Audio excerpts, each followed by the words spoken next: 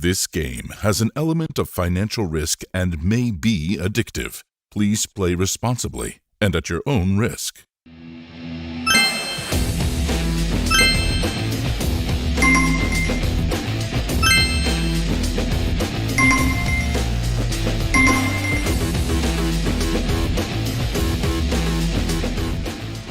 This game has an element of financial risk and may be addictive. Please play responsibly and at your own risk.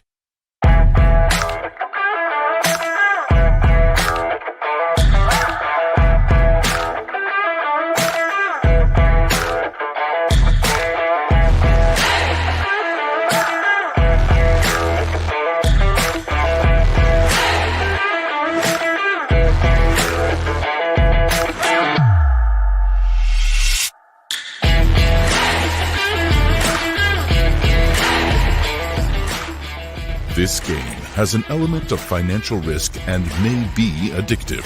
Please play responsibly and at your own risk. 8 days, 8 featured tables, and a 10 crore guaranteed prize pool. That's what the India Poker Championship Final Table Series 2.0 promises to deliver. Good evening, namaskar, and welcome.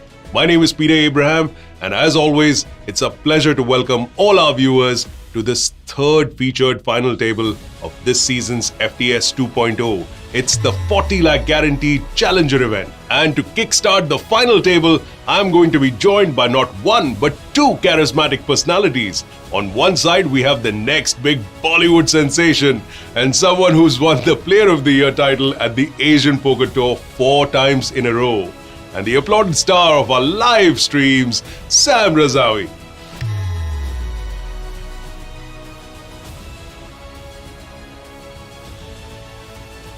On the other side, we have someone who is loved by everyone from the community for his sweet nature and ever-smiling face. He's almost zen-like in that sense, and he's a big fan of stand-up comedy as well.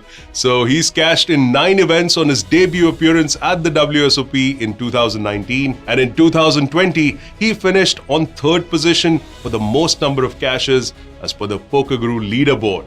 He chopped up the DPT High Roller event and the BPT 2020 event as well just before the lockdown. And that's none other than Ashish Ahuja.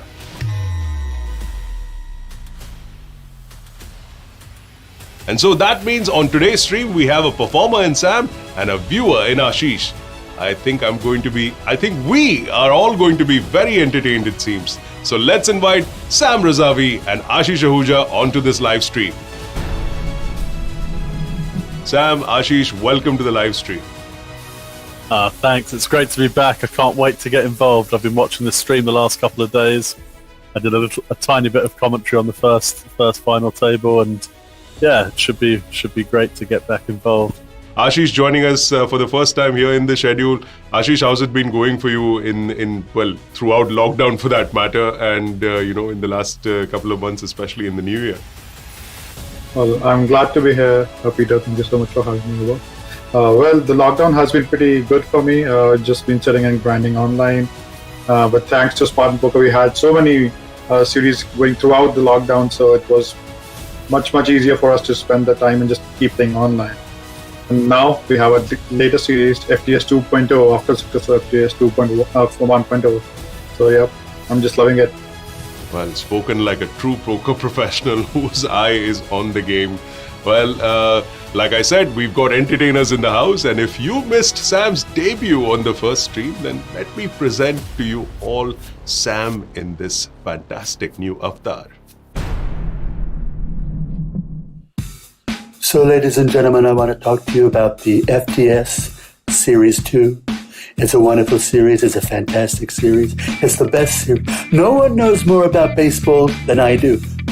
Oh, it's poker. It's poker. Anyway, I want to talk to you about the guarantee. Now, the guarantee on this series is 10 CR. That's got to be fake news. In the States, a CR is like a restaurant. Oh, it's cash. Oh, it's cash, my favorite. Okay, so it's 10 CR cash. It's CR nonetheless. It's a wonderful CR. It's the best CR. Fantastic is number 10. It's the best. No one knows more about CR than I do. It's in the cash, not the restroom. Anyway, if you happen to win one of these tournaments, you're going to get a wonderful prize. A brilliant prize, a fantastic prize. You get a beautiful medallion. And it's not just any medallion, there's lots of medallions. There's silver medallions, gold medallions, a diamond medallion, and my favorite, a beautiful, wonderful orange medallion. There's no orange medallion. That's fine, there's a medallion. It's a wonderful medallion. It's a fantastic medallion. It's the best medallion. No one knows more about medallions than I do. So I guess all there is now is to wish you good luck. For the whole series, and well, I wish you wonderful luck, beautiful luck, the best luck. No one knows more about luck than I do. You should have got an orange medallion, that would have been fantastic. Well, this edition of the FTS from the India Poker Championship is all about putting your best game face on. So Sam and Ashish, I'm going to give you a situation and both of you have to put your best game face forward at the same time. Ashish, I'm going to ask you to do this first. You are generally such a composed guy at the felts, so I want you to put your best game face on for when you suffer a massive bad beat on the river, which is the most classic situation a poker player faces. Let's see that game face.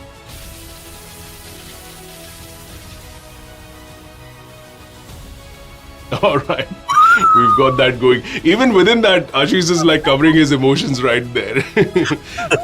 Sam, being a trained actor, clearly, you have to rein your emotions in from that perspective as well, and while playing at the live tables. So let's maybe see your game face on when you're trying to bluff an opponent.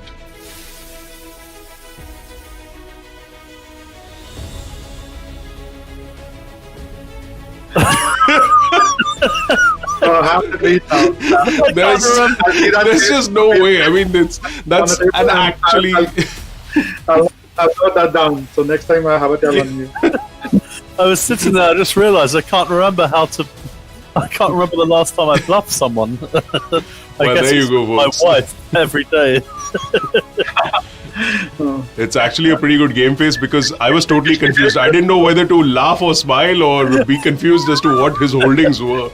So yes, that's the way we do it here at the game face situation. And as far as the players on this final table is concerned, they too will be putting their best game face forward and try and ride to the finish line as best as they can.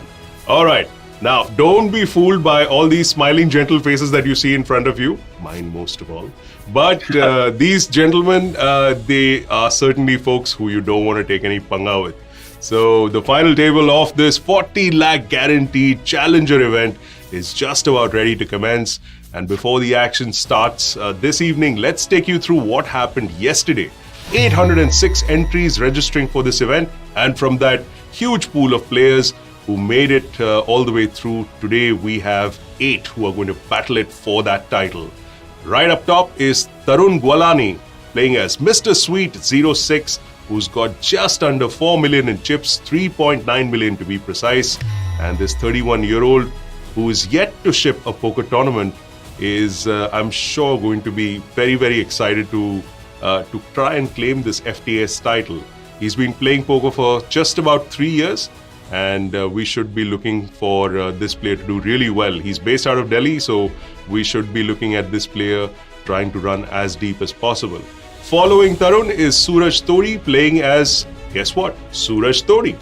He's got 2.6 million in chips, and we don't have much more information about this player, but being one of the top 2 stacks, certainly he's definitely going to try and make things hard for the rest of the table.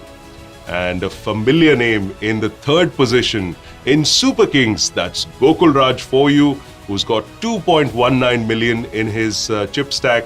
And of course, like we've mentioned before, because he's made a final table before in this very FTS schedule, he is the winner of the first IOPC Super High Roller title for a massive 28 lakhs. He's been playing professionally since 2018, and at the moment Gokul is based out of Goa, where he's grinding this FTS schedule. And following Gokul Raj is Yasheel Doddanavar, who's another familiar name on the Indian domestic circuit. He's playing as Yagami Light 07. What's with all these names? I believe Yagami Light has got something to do with a manga character. So good on you, mate. Yasheel is, of course, a well-known player. This 27-year-old who's from Belgaum is sitting on a stack of 1.99 million in chips, and he'll be looking to make a dent into the other bigger stacks that are there on this final table. Next up is Rohan Bhasin, playing as the Sightseer. And Rohan has a stack of 1.14 million in chips. He's a player who's based out of Delhi, and Muskan Sethi, I believe, mentioned that he is one of the players that she's going to be rooting for, so we would be interested in seeing what Rohan is going to do with that stack. Coming in to the next player, who's Abhijeet Kumar, playing as Not Snudke. Why? Why do you guys have these kind of usernames? Make our lives a little bit more difficult. And Abhijeet Kumar is one of those players who's got a very complicated username, or maybe I'm just not seeing it right. He's sitting in on a stack of 889,000 in chips. Abhijeet has also shipped the UBS December leaderboard, so plenty of experience there, even though he's been playing poker for just about 2 years. 23 years old, based out of the city of Patna, so we should be looking forward to some exciting action from this young player. Last couple of names on the list, Palash Nandwani, playing as Palash 777 with 822,000 as a stack behind him, and he has shipped most recently the PokerStars Sunday Special Knockout Tournament. And another young player, 25 years old, from Gurgaon, and he too has been playing for just about 3 to 4 years as well. And last but not the least, my namesake, the most handsome player at this table, even though we don't see his name, his face, is Peter Nazareth, who's playing as Sigmund with 816,000 in chips. And again, the mysterious Peter Nazareth, we don't have much more information about him, but I'm sure even though he's a short stack, he'll be looking to grind his way up to that title of the Challenger. So, gentlemen, let me talk to you guys about some of these at least known names that's there. Ashish, you've mentioned that you know obviously everyone knows about Gokul Raj from this final table. You've also played a fair bit with Yasheel, I believe. Yes, I played quite a bit with him. He was there with me for the World Series of Poker in 2019, and he also had a pretty good run in World Series. So he's a force to be reckoned with. So should not take him lightly. Well, as far as being on several final tables is concerned, Ashish Ahuja has a lot of experience there. Ashish, Tarun Guwalani, who's our chip leader here, he's sitting on just about 4 million in chips. That's roughly about 55 big blinds. It's a decent lead over the next player. That's Sooraj Todi, who's got 37 big blinds. Are you just from your perspective, I want to understand what would be the approach that you would choose to take, given this kind of a stack and this kind of a lead over the rest of, or at least over the next couple of players in that list? Well, I believe that's a pretty healthy chip lead, and with having such a massive stack of 55 bigs, you can just turn the table around like anything. It's with his experience. Probably if he uses his chip lead to his advantage, he can put pressure on all the big stacks because everyone would be inclined to play passively because of the ICM pressure on all of them, with a couple of short stack being there. So yeah, he can use this chip advantage to his full advantage as of now. Is that the one with the username Mr. Sweets? Or Yep. yeah, I was gonna say that would be my pick. The little tip to, I think, was it Phil Galfond that was Mr. Sweets many years ago? Yeah, that's my pick to take it down. Well, talking about laddering up is a big part of this final table, or any final table for that matter, because those pay jumps that these gentlemen are referring to are what drive a lot of decisions for these final table players. So let's take a look at the payouts that these top 8 players are sort of gunning for. And as far as the top prize is concerned, it's 7,73,000 rupees. That's going the way of the winner of this Challenger event. And 8th place for 86,000. That's the minimum payout that everyone is definitely guaranteed to take home no matter where they finish. Well, one of the things that I've asked all of our commentators, and I'm going to throw this one to you, Ashish. You know, the FTS has a leaderboard, as do many of the series that have taken place on Spartan. It's a pretty healthy sum to be playing for, 30 lakh rupees on that FTS leaderboard. Ashish, when you're playing, these kind of tournaments, it's obviously a very healthy schedule of events that you're basically chalking down. How much of weightage do you give to the fact that, the leaderboard and the points that you get there and the score that you can make? Because 10 lakhs is what the guy or girl, for that matter, who wins this FTS leaderboard is what they'll take home if they win the FTS leaderboard. How much of a consideration is that, when you're playing a series which is as long as this one, or even perhaps longer, Ashish? Well, I believe you have, first of all, I hope I win this leaderboard. I'm contesting for it. But yeah, you have to be really, really physically fit and mentally fit to grind any of the leaderboards, right? So you have to be well rested and rested also, so that you don't overexert yourself. You got to pace yourself to the tournaments because it's a long grind. It's a long 8 days grind. So it's better to not overexert yourself. You got to have a steady pace and just follow your routine and keep yourself hydrated. Have good nutrition food. That's the way to go about it. Well, if you've just joined us, you'd think you were a part of a health show, but that's not the case. Poker players, the degens that we are, of course, even we are starting to head towards a more healthy and a positive lifestyle because, of course, everything affects your game. So to be in the right space, head-wise and playing-wise, is all the more important with every passing year that we are a part of this. And while we have spoken about the FTS leaderboard, let's not forget the prize money, 7.73 lakhs up top for the winner. And of course, along with that prize money, there is an 18-karat gold medallion, a game face mask, and a special gift hamper that's going the way of the winner. And remember, that's not all, because the winner will also get a sure shot free ticket to the 2 crore guaranteed main event of the India Poker Championship Final Table Series 2.0. And while we're talking about all of these prizes, I'm not forgetting all of you viewers, so let's have a contest question for you as well. Which player won the largest WSOP main event? It's the mecca as far as poker is concerned. Everyone vies to go to Las Vegas and compete in the WSOP. So who's the one who took the biggest chunk home? And if you give the right answer, we've got again 3 lucky winners who will win a free ticket into the 3-seat guaranteed satellite tournament to the 2 crore guaranteed main event day 1A. And those satellite tickets are worth 1,650 rupees. And remember, that ticket wins you a seat in tonight's tournament. It takes place at 9 p.m. So make sure you get your answers there. Mention your Spartan Poker ID as well in the comments and tag 3 of your friends. And that's how you can participate in this FTS 2.0. You could very well be on your way to free roll into one of these big tournaments and take home a whole bunch of prizes. So make sure that you get your answers in there, and we'll of course bring you a lot more questions in the course of this schedule. Now I think all of our 8 finalists must be eager to grab a hold of the 18-carat gold. Precious. Well, and there you have it, folks. Sam Razavi has his eye on that medallion as usual. So let's not waste any more time and get into this final table of the 40 lakh guaranteed Challenger event for a sure shot free ticket into the 2 crore guaranteed FTS Main Event.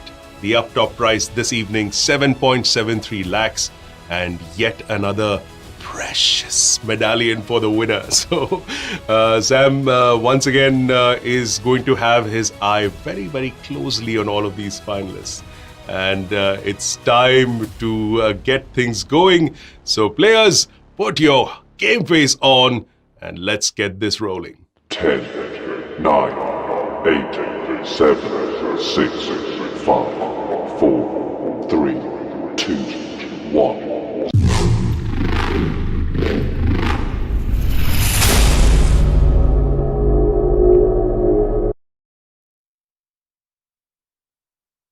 And we're just moments away from the action starting at this Challenger event.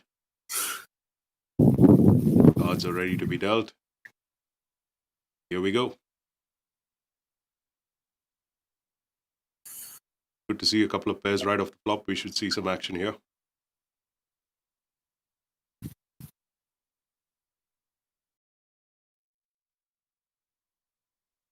Pocket sevens for the sightseer. That's Rohan Bhasin. Sitting with that pair. Following him is Palash 777.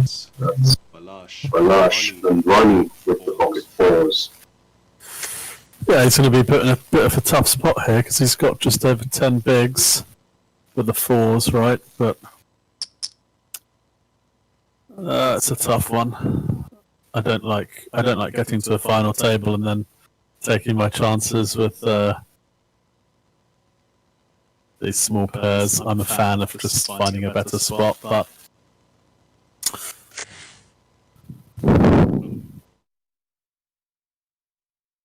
I mean, it's almost like he had no choice there, but I'm not going to make him too happy if this call happens.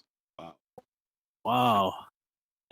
Playing it very coy was the sightseer, Palash Nandwani. Clearly, the sightseeing capabilities a little dim on that one, but fair enough. I think, Sam, the pocket fours almost similar to the pocket sevens there, so the same kind of consideration that probably Rohan had in his head as far as folding that hand was concerned. Yeah, it'd be the same sort of mentality. He'd be thinking, a best case scenario, he's in a flip. Yeah, I suppose if his name was the hindsight seer, then he might. He might. I think everyone on this final table is going to be a hindsight seer by the end of it. Yeah. Actually, looking at his stack size, I think I would probably have just opted for. If you're not going to raise and call off when you've got like 10 bigs, then I think either don't raise at all or just jam, and then you don't leave yourself with that tough decision. So. Anyway, he's still there. So take yourself out of the equation in that sense. So yeah, and that's the most important thing. Like Sam says, he's still there, and if you're there and you have chips, you're still in it. So yeah, continues to see the next hand now with the Super Kings. That's Gokul Raj, quite the frequent visitor to these final tables that we live stream. Once more, he's here at another FTS final table with the Ace-6 of diamonds. There's another suited set of cards for his opponent next to him. Not Snutki. That's, not Snutki. Abhijeet Kumar. What is with all these usernames? That's a really great disciplined fold, especially, he's with such a short stack and it's so tempting to peel, but because the under the gun range, includes big aces, you can easily be dominated. So it's really quite disciplined to fold that out of the big blind. You won't see a lot of players folding now. I think that's really an indication of the fact that the final table more often than not would see the best of the best. Well, at least for that day and that tournament, sort of coming through, and it's likely a bunch of these good decisions that has gotten there. So for sure, a good fold by by Abhijeet in that one. Yeah, that's right. You make a good point there, and yeah, I can see not. I don't want to try. Not Snudkey. Come on, Yeah. Abhijeet. Do us commentators a favor by giving something easy for us to pronounce. Yeah, I think we might see him play a decent short stack game, just based on that first hand we saw. And I think he's going to be a tough cookie to crack, probably. This is interesting. It's interesting to see how Super Kings plays this. You can certainly raise from the big. You don't have to give your opponent any credit for an ace raising on the button. All options are open. 4 or 9 of clubs would be a close one. Very close. But it also puts 2 clubs out there, and that gives Yagami Light 07. That's Yasheel Doddanavar. Flush draw. And he's going to be really hoping to get there on that river card. Yeah, it's going to make it interesting because, all options are open for Yagami, but if he wants to keep the story up, that's a great turn card for him to continue, and it might actually enable him to, triple barrel and take this down. I thought Super Kings might call, but this is a big bet on the turn. There's while he doesn't know it, he's got 2 dirty outs. The 4 and 9 of clubs are no good to him, so I think we're going to see him let this one go. Yep, really put him to the test there with that one. Yeah. And Yasheel takes that pot. Well, I'm happy to announce that we have another of our esteemed commentators in the house. It's my pleasure to introduce this young lady who's done tremendously well, both on live and online felts. The President's Award winner, in fact. And let's welcome Muskan Sethi to the broadcast. Hello. Thank you for having me, Peter and Sam. Hey. We missed you, Sam, and on all those teams. I was about to say, it feels like it's been so long. I was watching the stream yesterday, but yeah, it feels like so long that we were commentating. Hopefully. It was a really interesting table too. There were some very, very crazy hands that went down yesterday. Well, none more so than, Muskan would probably have a thing or two to say about some of the hands that went down there. Some coolers, some bad beats. I had turned my back. I heard and I don't know what it was, but I got the gist. It was like the same hand, and one of them made a backdoor. Ace king. Yeah, that's brutal. So, 2 of these players on this table are good friends of mine, Super Kings and the Sightseer. Sightseer is like a very fun cash game player from New Delhi, and we all know Super Kings, Gokul. So it's going to be such an interesting mix today. Wow, I'm excited. Who's your pick, Sam and Peter, both? I'm going to let Sam take this one before I jump in and give a totally wrong, perhaps, answer. Yeah, I based it on the fact that I'm not too familiar with any of the players here. So what I did, I based it on the username Mr. Sweets, just because it's a tip of a hat to Phil. I'm sure it's Phil Galfond that used to be called Mr. Sweets, blah, blah, blah, online. And so, yeah, for nothing other than the username, that's who I'm going with. Yeah, Tarun Guwalani. Yeah, Guwalani.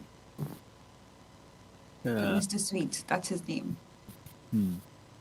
This is an interesting one for Palash. I don't know whether he's considering. Yeah, he might just take a stab at it, and there it is. Yeah, and then probably, I was wondering whether he's going to bet out. That's far too small, though. You don't really. I was wondering whether he was going to risk, a third of his stack, and then when you bet so small, anything is calling you just to float, right? And you don't really get the information that he's seeking the kind of bet and give up on the turn. 5 is a bad card because now if you actually think, well, Mr. Sweets is floating, maybe he might just decide, well, if he's got it, he's got it.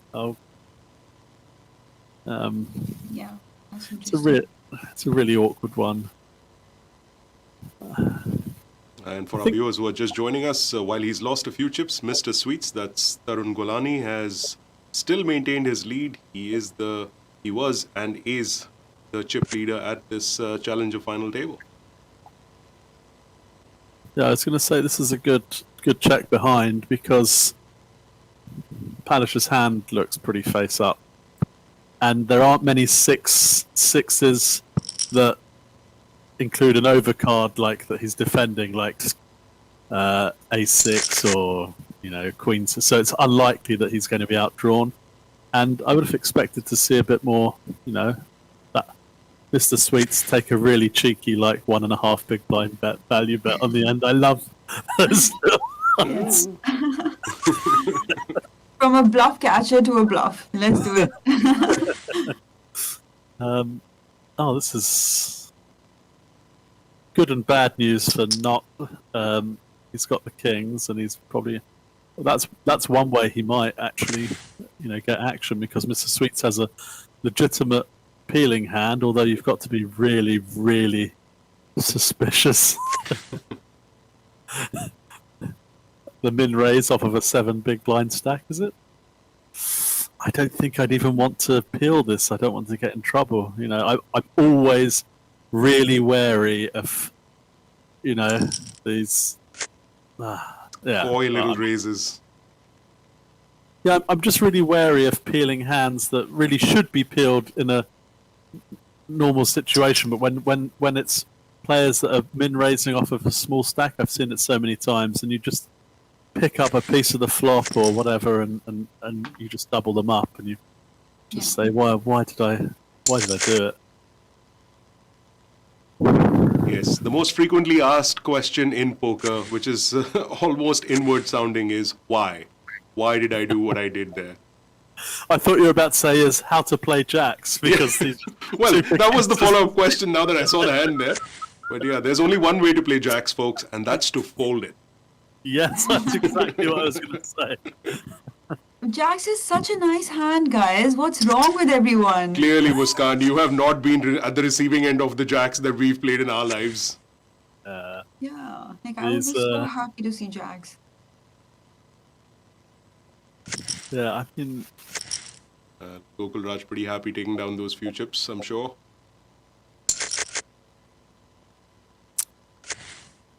It's a relatively calm start to the proceedings, considering we've seen bust-outs in the first 10 minutes of a lot of these final tables. So, good. We get a chance to hang around and shoot the breeze a little bit more than we usually do. So, yeah. Should be And a fun Peter, final every table. time everyone's especially most of the regs in these fields are always trying to go for the top prices. They're so top heavy, and they understand that right now taking too many risk or risking our stack is not going to be that profitable. So that's why we see a lot of these kind of situations where everyone's tightened up, and it's going to be a long grind. Yeah, exactly that. Well, that's quite a... Tricky again. Queen 10 folding to the... I think that was a call, maybe.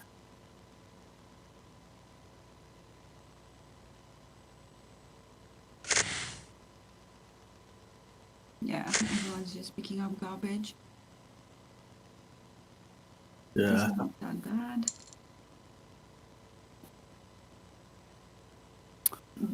These two guys can apply so much pressure on each other. Just look, there's so many shorter stacks on the table.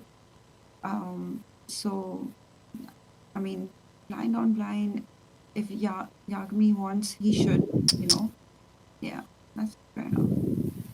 Yeah, and I was going to say if he does choose to raise, he should go on the bigger side. Yeah, that's an appropriate enough amount of chips putting in there. Yeah, although I also do like to check behind, especially when I've got a raggy ace in the big, because you know that.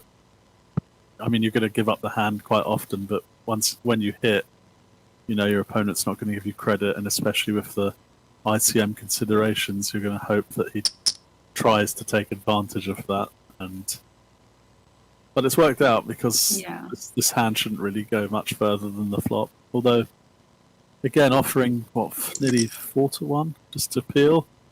Yeah, it's quite tempting there.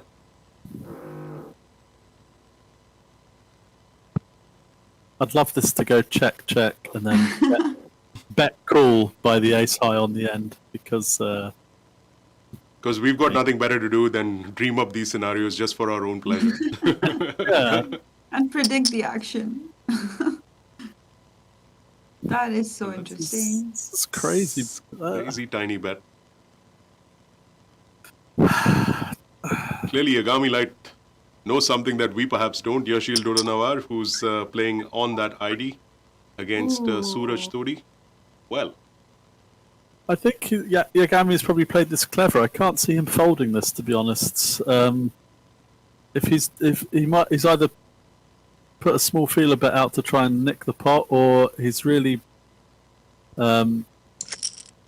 he's really got his opponent sussed and the hand sussed, and You were right, Sam. yeah, I think I'm leaning towards exactly what you said as option number 2.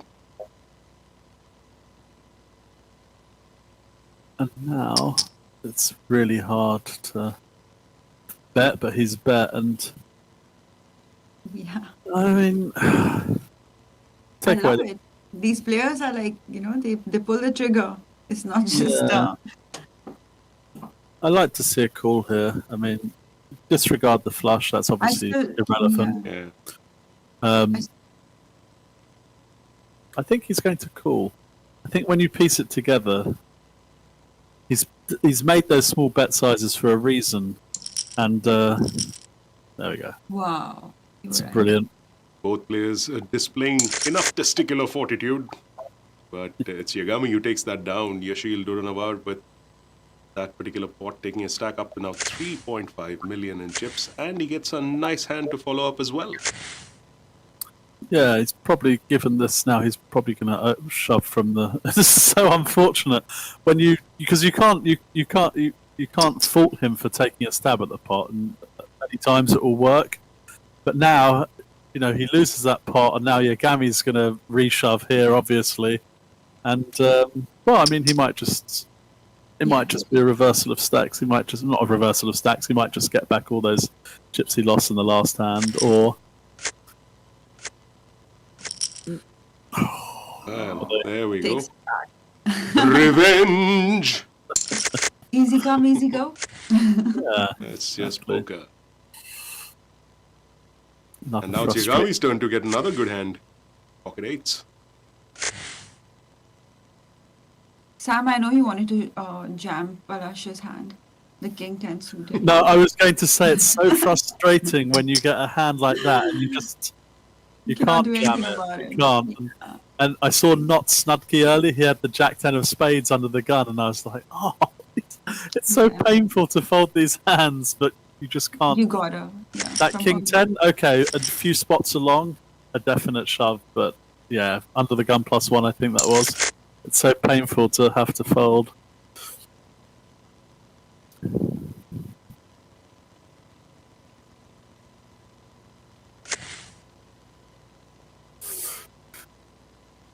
Yeah, a lot of garbage going around.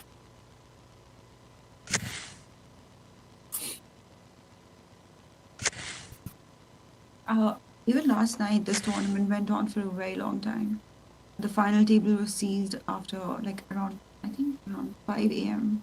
last Yeah, night. oh, wow. The boys were fighting it out, and I know Super King's pre-game regime. Like, he will work out, probably meditate, go to the beach also. But I think on the day that he has to play, he wouldn't go to the beach, but just probably make sure his meals are prepared on time. Okay, yeah.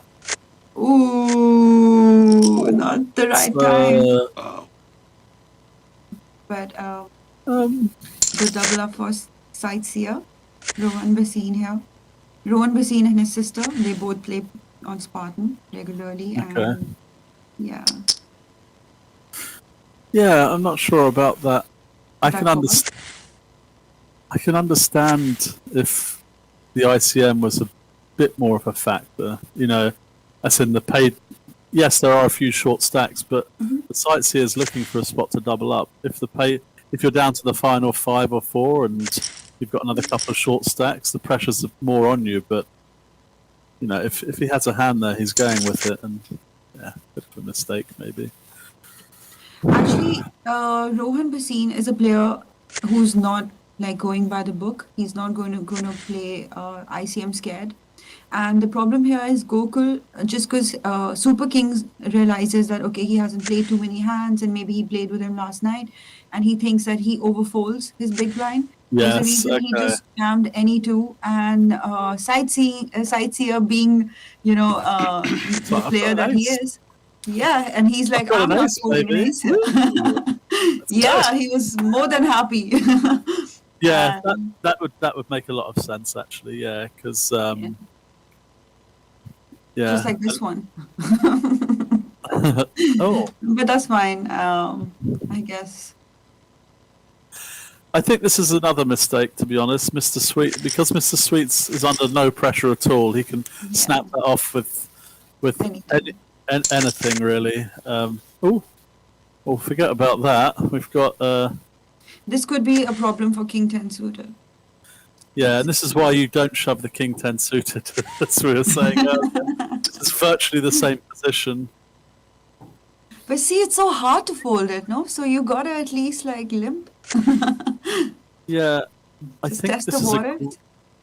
this is a great spot for the sightseer to flat, because Mr. Sweets, he doesn't have the hand, but if he had a hand to isolate that 7 big blinds, he would do that, and then the sightseer is, the sightseer would rejam, and Mr. Sweets would be in priced into call, but yeah, this is a great flat.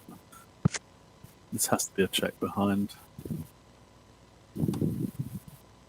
Sam, I think we're getting a little bit of a glitch in the audio. Can you move your mic slightly lower? Yep. Hello? Is that okay?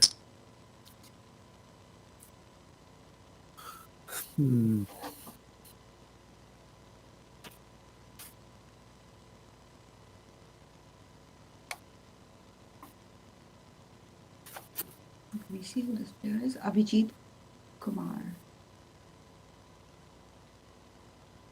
Oh, he's from Patna. And he started this big blind, this table also with just 12 bigs. So he's been hanging around, He's just been doing all these experiments. Fair enough.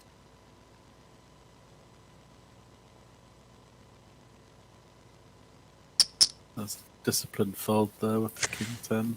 Exactly.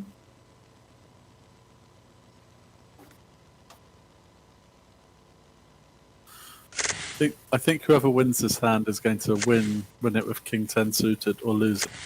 It's been dealt so many times in the last few hands.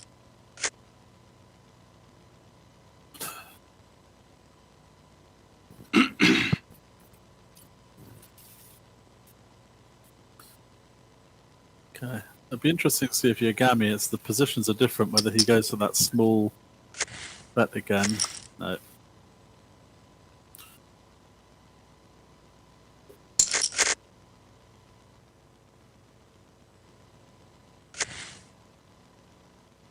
If Mr. Sweets ships this tournament, it's going to be his first title, online title. Oh, really? Yeah? Yeah. So I'm sure he's going to really go for this one, and he's going to try and make it count. Oh, brilliant. Hopefully my prediction will come to fruition. That would be great. How long's he? He's been playing since 2017? 2018? 18. And he even got onto the final table with like 55 bigs. So like that was a healthy stack, and obviously like I hope he can find his way to the top. Because if Super Kings gets it up right now, that'll be trouble.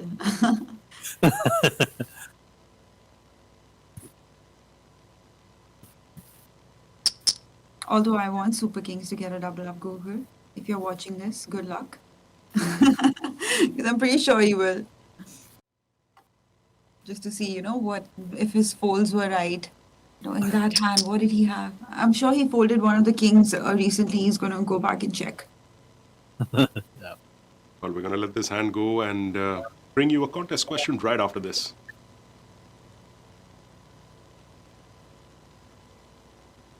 These two, at it. Yeah, I wonder if he's going to click back to 8 for fun, or just let it go.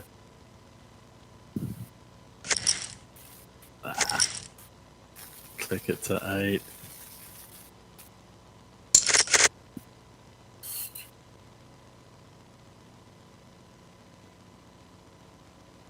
All right.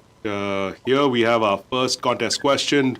For those viewers who have just joined us, well, you got here just in the nick of time to take part in this contest question. And we want to ask you this. Which player won the largest main event at the WSOP? Who won the largest ever main event at the WSOP? And that question's answer, well, the right answer anyway, will win you a ticket. 3 lucky winners, in fact, can win a free ticket to a 3-seat guaranteed satellite tournament, which will take place later this evening at 9 p.m. And those tickets, the winner of those that particular satellite gets a chance to play in the 2 crore guaranteed main event here at the FTS. And you will get to play day 1A if you're one of those lucky winners. So make sure you start commenting your answer along with your Spartan Poker ID. Tag 3 of your friends and take part in this exciting contest for a chance to perhaps win millions. So make sure you get in there and answer your question. That's right, Sam Razavi accompanying with his little mini-me. There's lots and lots of millions up there to be played for. And now that we're done with that, back to one of my absolute favorite hands, Pocket Jacks for Gokul Raj, playing his Super Kings. And in time,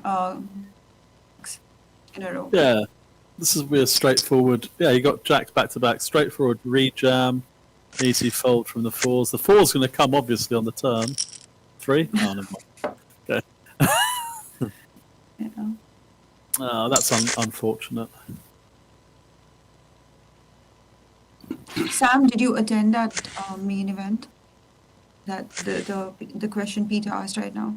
The main event where that one won it. Highest payout. I don't think I did actually. No. Yeah. Okay. But spoiler alert.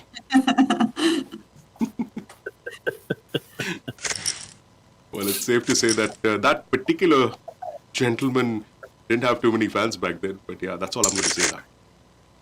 Another hint. Okay, just tell us how old Sam was. Sam, well, considering that he was, let's see, today is Wednesday, so 18. You're gonna lose. Anything can happen actually.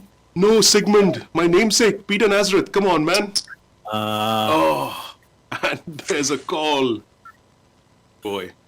I don't want to say it, but even with all the jacks. All the jacks are out. Yeah. Okay. Well, handsome Pete, bye-bye. And there we have it, folks. The first casualty of this final table playing as Sigmund was Peter Nazareth. And Peter takes home...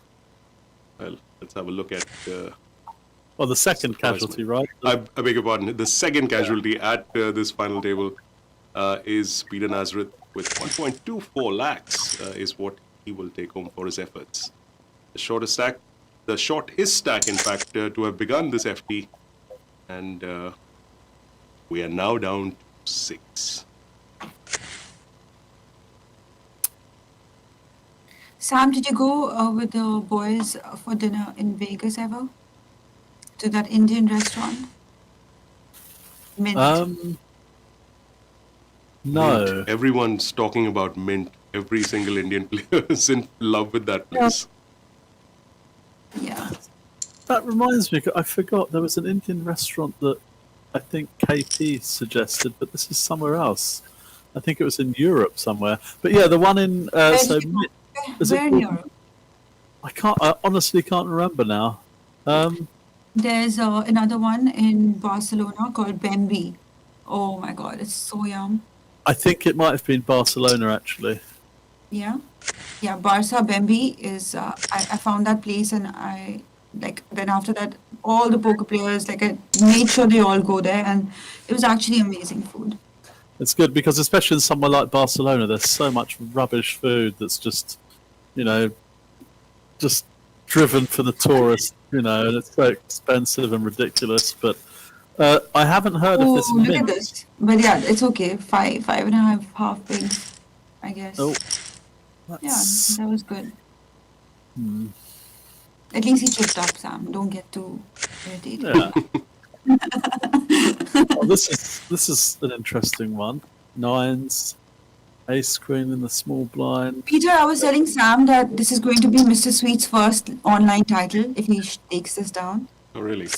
Yeah, let's make him ship this. That'll be pretty interesting for a player like that. And fair enough, he came in with the biggest stack, and it would be interesting to see if he's able to ride that all the way to glory. Yeah. Yeah, I wonder if. Well, I can hear the echo. Triple up, triple up.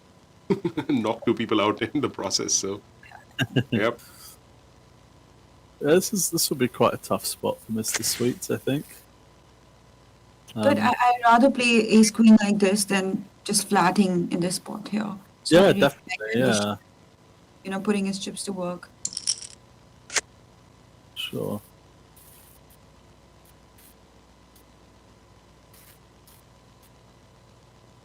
I expect Nice enough Yagami to, maybe half pot or something. Just basically giving. The chips are going to go just one way for that check by Yagami.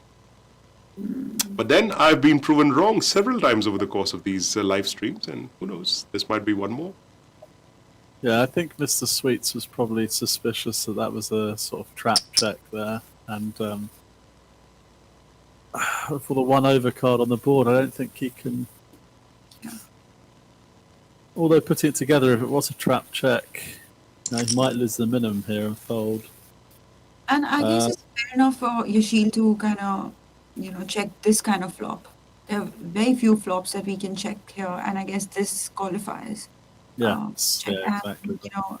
Mr. Sweets, yeah, you're right. I don't, maybe he could have donk bet there, but I guess now he's going to try and, nice. Yeah, it's just got to show down and Very frustrating. subdued kind of a hand, all things considered. That's the thing, Peter. These guys have been playing for so long with each other. They just understand each other's game so well now.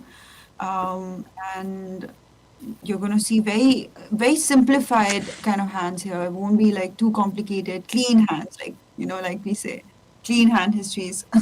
But some of them are obviously wild, and yeah, it's fun to see that. Almost template based in a sense. I think they've been studying spots and hands so much over the course of most of their relatively young careers. Because I think the oldest player at this table is Gokul Raj at 32. He's the old man at this table. And most of these players have been playing for like not too many years, but yeah, it's a big part of their study and analysis, I'm sure. That's crazy, being the old player at the table and only being 32. Well, it would have been another player, but he just missed out. I've been told that the player who got knocked out on the final table bubble was a very well-known name in Tathagat. That's Raman Gujral, one of the foremost pros from the Indian poker circuit. And Raman's a couple of years older than 32, so he would have been the old man at the table in that sense. But unfortunately for him, not able to get onto this FT. Had pocket threes now, and he lost to a, overpair, I guess. I was watching these guys last night, and I was like, it's gonna be fun to rail, Raman Gujral, because he's a boss, and he puts a lot of pressure on the boys. It's fun. Nice. And so he pure bubbled the final table? Yeah, he Yeah, did. 9. We're gonna see more of him. This is actually, to be honest, everyone's just warming up. I guess the bigger tournaments are still yet to come. The high roller, the big deal, a lot of the other ones, and then main event. Oh, that's going to be, everyone's actually saving their energy for that. So I'm so happy. Super Kings is like, this is the second time he's already made the FT. So. But he's making a habit of these deep runs and multiple FTs, especially on these live stream tables. In fact, we've had the pleasure of seeing Gokul on several tables on the FTS in the past, on the IOPC as well. Yeah, certainly making sure that all his effort and hard work is paying off. And Peter, I found out who's on his profile picture was Martin Jakobsen. Well, you called it right the first time, Muskan. Yeah, You'd mentioned that it probably is a poker player. Fair enough. I'm barely able to see without my specs, so thanks for that. Clearing the mystery right there. I even called out Jakobsen. I'm like, it could be him because it looked like, the face structure looked like him, but then, yeah, it was. And this hand, oh my God, I guess it'd be easy for Super Kings to just let go now. Give up the plan that he had. Yeah. I can't see him calling this, yeah. Yeah, he's super disciplined. So, and it's nice to see them shift gears. Hello. Aces. Is that the third time he's picked up aces on this final? Second. Definitely at least two. Two for sure. Yeah, I don't know if this is the third, but two for sure. Two for sure. Yeah. The first time he just flatted with aces, and I don't remember what he did. Yeah, it came ace high, turn on the terms of 10, and he bet, and you got that solid king 10 fold.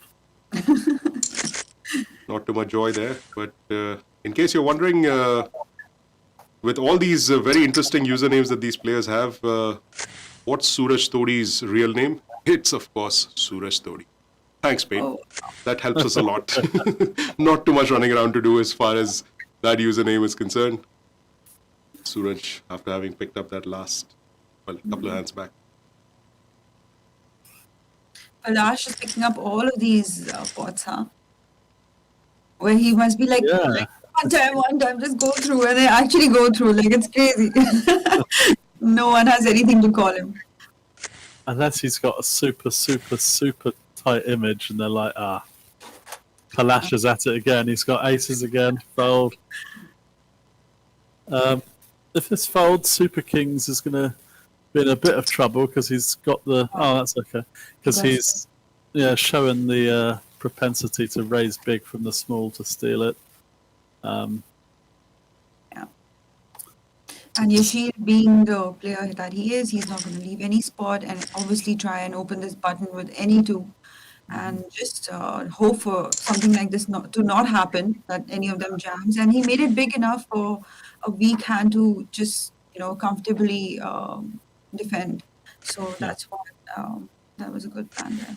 And, I'm like, so a lot of players would be like, I have 10-4 off, I got to fold here.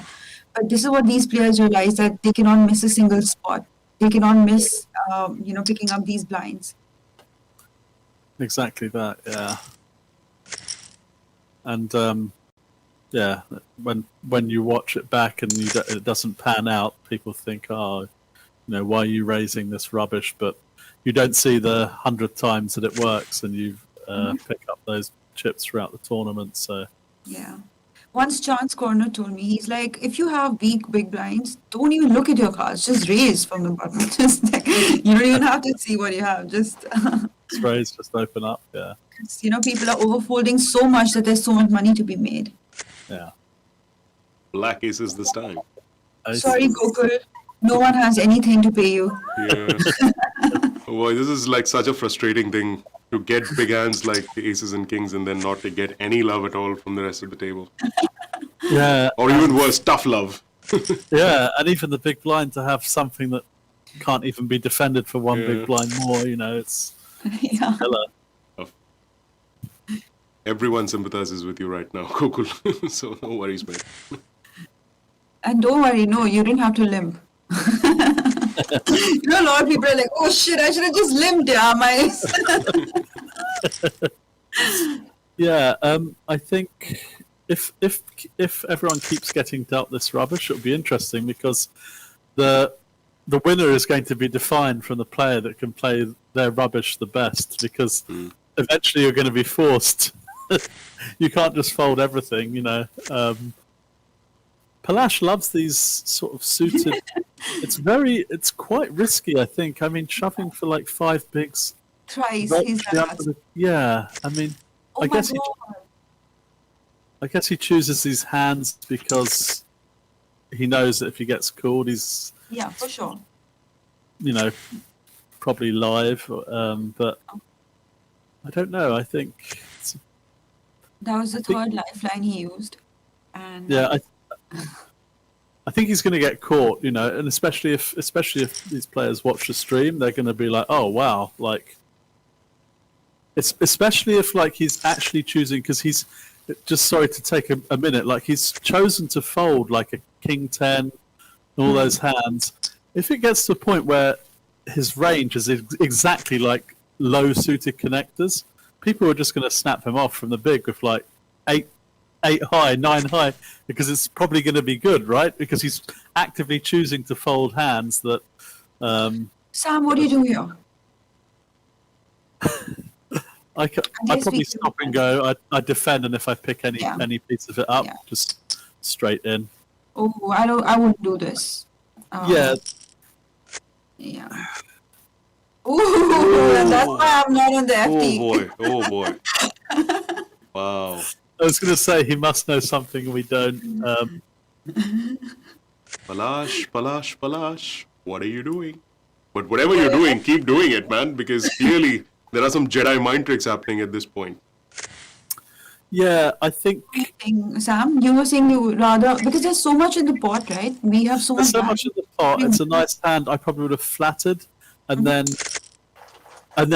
just, you know, go with it when you hit a piece of the flop or any sort of up and down, or, you know, whatever. Just the stop and go. Because we already have 7 bigs. How does it matter if we have 5 or 6? You know, and at least it's still alive after that hand. If we missed it, and I don't like to jam 8 bigs here, because it's still a chip in a chair and my chance to kind of actually ship the tournament. Well, the thing is, it's different from just you open shoving. But when you've been raised, you must know you're getting called, and to select 5 high to go with it, I think it's a testament to Palash's love for suited connectors. We've realised now it's not just that he's choosing his hands because, you know, that range plays against this range. I think he just loves these suited hands. It looks pretty. But ooh. No, that looks extra pretty for Palash. Obviously, Sooraj is chilling here, but our man is going to chase it. I think Palash, he strikes me as the kind of player that will be all in on this turn. I don't think he's one to hang around and see the river, but I could be wrong. Yeah, well, do you think he should? I think he'll shove. Called it, Sam. Called it. But it's coming. Oh. It's coming. Wow. Alrighty then. It came. Oh boy. Look at this. He's run so insane. bad. I'm not sure how to Sooraj. I was going to say I could just feel it coming, and then it's always this way. The nail in the coffin. You're like, I've got a tiny bit of chips. I've got Ace Jack. Maybe I can come. No, he's up against kings. I promise you, there's been no other ace dealt on this table, and you won't see one on the flop. Sometimes it's just. Well, I hope he gets those stuff up. Let's hope he can, come back from What this. is 6-8 off defending? Yeah, that's strange. That's surprising. I think 6-8 off is thinking that because there's dead money in the pot, there's a good chance that, if the flop is missed, he's going to get a chance to see 5 cards. And GG, sorry. Sooraj Todi, who gave us so much of an easy time with his username. He's the next elimination at this final table of the Challenger event. Out in 6th place, there's Sooraj Todi, playing as Sooraj Todi with 1.66 lakhs for his efforts. I think it's a good time for me to go and refresh my cup of coffee, and I will see you guys in a few minutes. Yeah, and I was saying, well played, Suraj. I'm sorry on behalf of Palash. Palash, he's just having fun. Yeah, I was going to say he played like he played so well, and it was a great move against the with the Jack King flop. He's just unlucky to get called by the ace, and after that hand, he got a double up, and we thought he's going to be back in it, and then I think he just ran unfortunate. He opened a hand and got free bet by better, and he lost the King Queen. And then, he lost 2 back-to-back hands to Palash to lose his chips, and it's just unfortunate, really. But what can you do? Try to not let frustration get the better of you and move on to the next.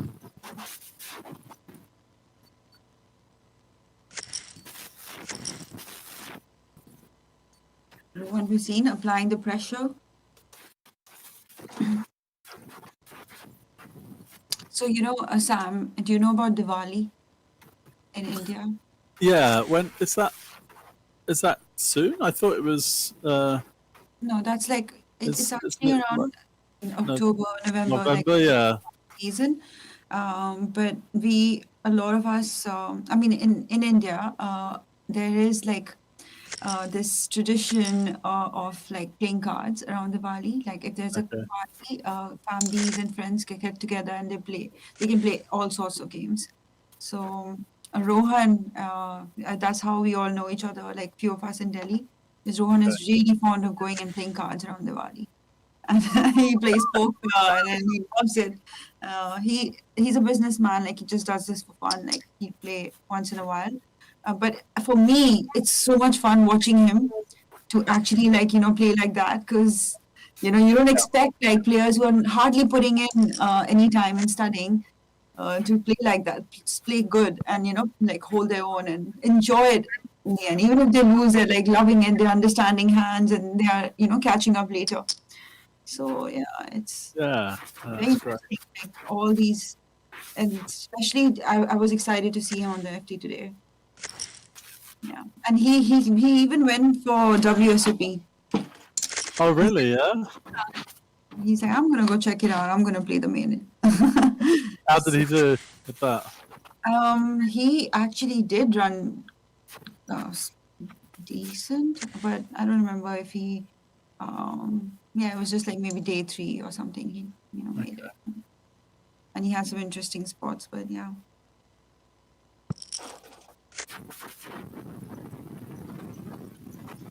Just see quietly, without anyone noticing, Super Kings has made his stack, and now he's leading the table. And Yes. I have no spoilers, by the way. I don't know who won anything, so I'm actually like sweating. I don't know what's going to happen on this final table. Who do you think will? Oh, of course, it could be Super Kings, just because out of his experience and his playing style. Like he's someone I can put my money on, and I know that this will do well. Other players, I feel like they have less experience of getting themselves in this spot again and again, like we were discussing. It's the only time you learn about heads up, or you learn about the end game is when you keep getting that experience of making deep runs.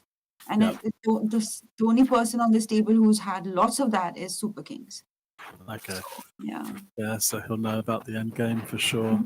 It'd be interesting to see how Palash's game plays out.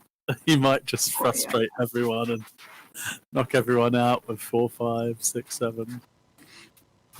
Let me find some.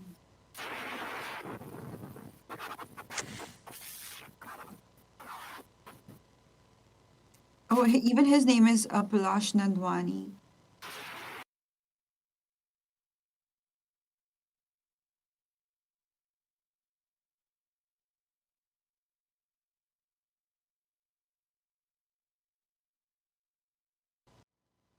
These tables, I feel so old. I mean, I am really, but Age is just a number, Sam.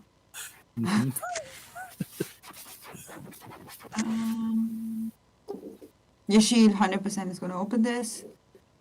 Yeah. I don't know. People often free bet any ace on the button they feel obliged to. I don't know what Super Kings will do here. What do you think? Fold? No, he's not going to leave the spot. He is going to 3-bet here for sure.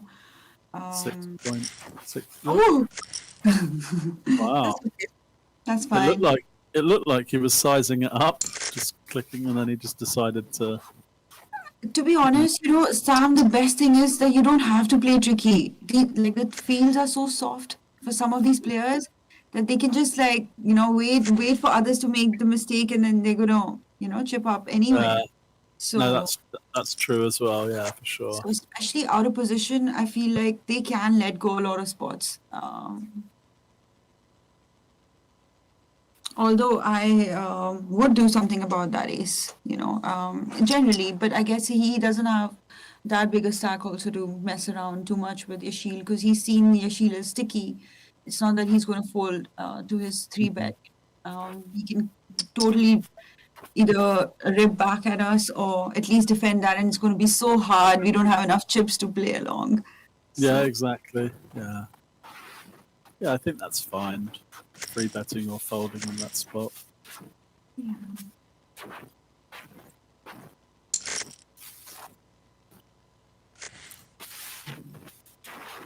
And that's the best thing that anybody who's worried about being card dead on final tables or in important spots, this is the example for you. None of these players have been getting premiums that often, but still everyone's making their moves. They understand. They've just understood that which are the players, like from which position we can totally open. And we're safe, we're gonna get a lot of folds, and those people don't defend. Sam, like a lot of players know that, right? Like that if I open from my cutoff, I'm opening all my rubbish from there because. Yeah, and well, here we go. Super Kings. I saw him earlier do this as well. He always seems to open any suited ace under the gun or early position, and yeah, I think. That's what all the suited aces, and then maybe king 7 suited, also, and maybe some sort of suited queens also that you just cannot fold under the gun. Like you should open if you are above 20 bigs or something, right? Yeah, especially given it's 5-handed, throw some Jack 10 suited in as well, and we need a king because. Yeah. Oh. That's. I mean, I did call Mr. Sweet, so I guess I have to root for that. But that's really unlucky. That's. I would have put Super Kings up to a nice commanding lead. Yeah. And instead of Gokul taking this as a bad beat, he's going to be numb to this because he's like, okay, it happens. I there was nothing that was in my control, so let's move on. And and it proved it there. The disciplined fold, straight away from the small. He didn't feel the need to, try and make a move and steal the big there. Just fold and move on. I sometimes do that. I'm like, okay, I'm not even going to bother limping. I can take it.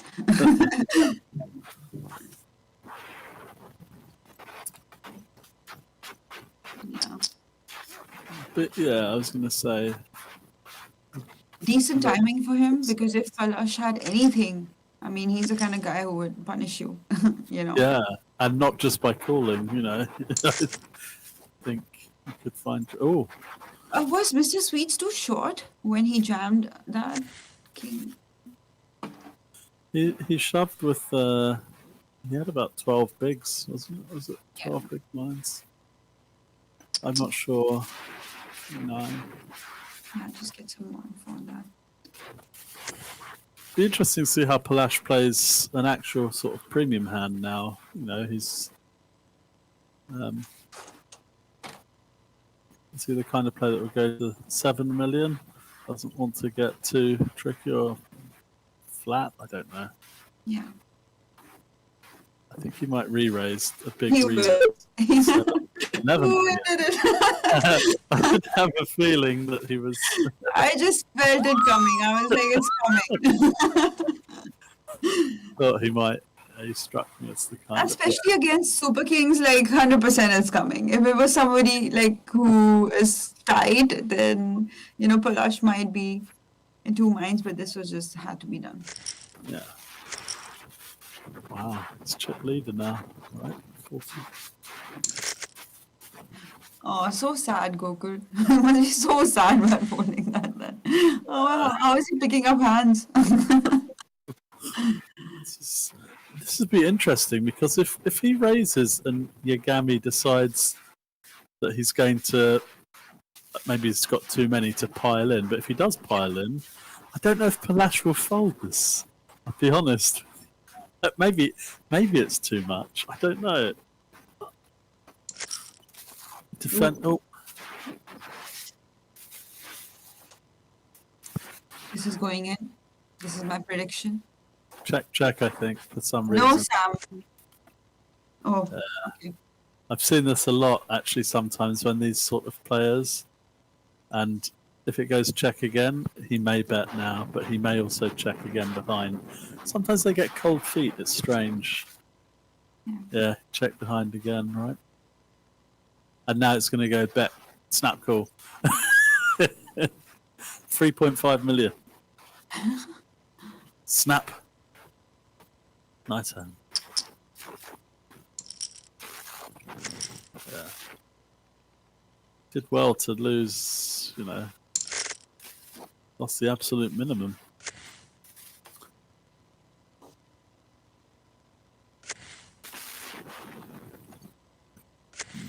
We're going to see Super Kings try and double up very soon. Not in this hand. But yeah, eventually. Because I know my man, he cannot be short. He's going to keep... Exactly. He's going to... I mean, the deuce 3 is not going to help him, but I think any other two from the small blind would be... He'll be looking to jam, and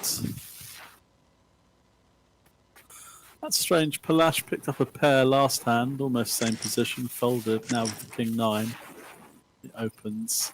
This is the hand I feel at Super Kings from the button, all in. Oh.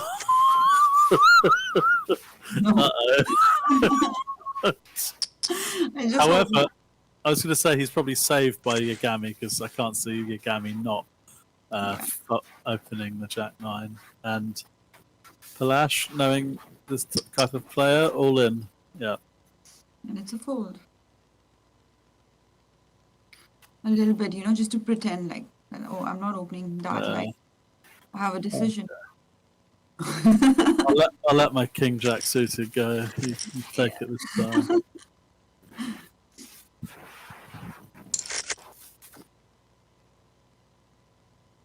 Look at this. This is rag central. I mean, 6 high, 7 high, 9 high, and 9/7's the best hand. I think Palash might just limp or... This is the sweet. It's a good opportunity to punish limpers here by making it like 4 or something, but not against this player. Yeah. Well, yeah, it's going to work, but I probably wouldn't choose this guy. He's quite sticky.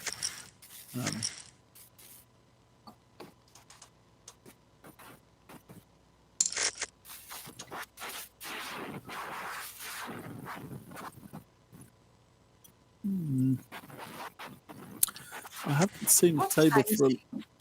Would you use pre-flop, blind on blind, if you're not limping? If it's... Usually I think especially... Well, I go with the sort of trend of blind on blind. If it's something you literally just don't want to go to flop. Like 3... I think it's like 3 to 3.5, something like that. Yeah. And I think it's quite effective. It's not just, it seems to be, it's not just, oh, this guy is clearly doing that because that's what people do with rags from the small, and now I can re-raise. It does seem to be quite effective. And then, obviously it depends on what hands we've got. If we've got something we want to be paid with, Yeah. Like what Mr. Sweets did, right? He was, with the absolute junk, they made it like so big. Because it has no equity. Exactly, and I think he's probably taken into account that Palash is quite a tight player. Not a tight player, sorry. Quite a sticky player, and I think that's why he's sized it even slightly bigger than the norm. But yeah. I was asking, I was on a live stream the other day, and we were talking about the most legendary heads-up matches, and somebody said you were in one of those. Which heads-up match, which was like really long but very interesting? Oh man. Do you remember a heads-up match that you were in? It could be like you came second. Maybe it was. Who all have you been heads up against? I mean, which was a good match, you remember?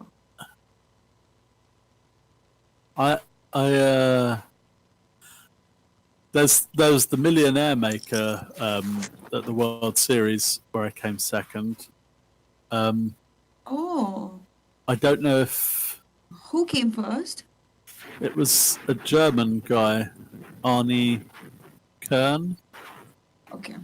I don't know if it'd be classed as a great heads-up match, especially from my but yeah, I won a televised like Stars event many years ago.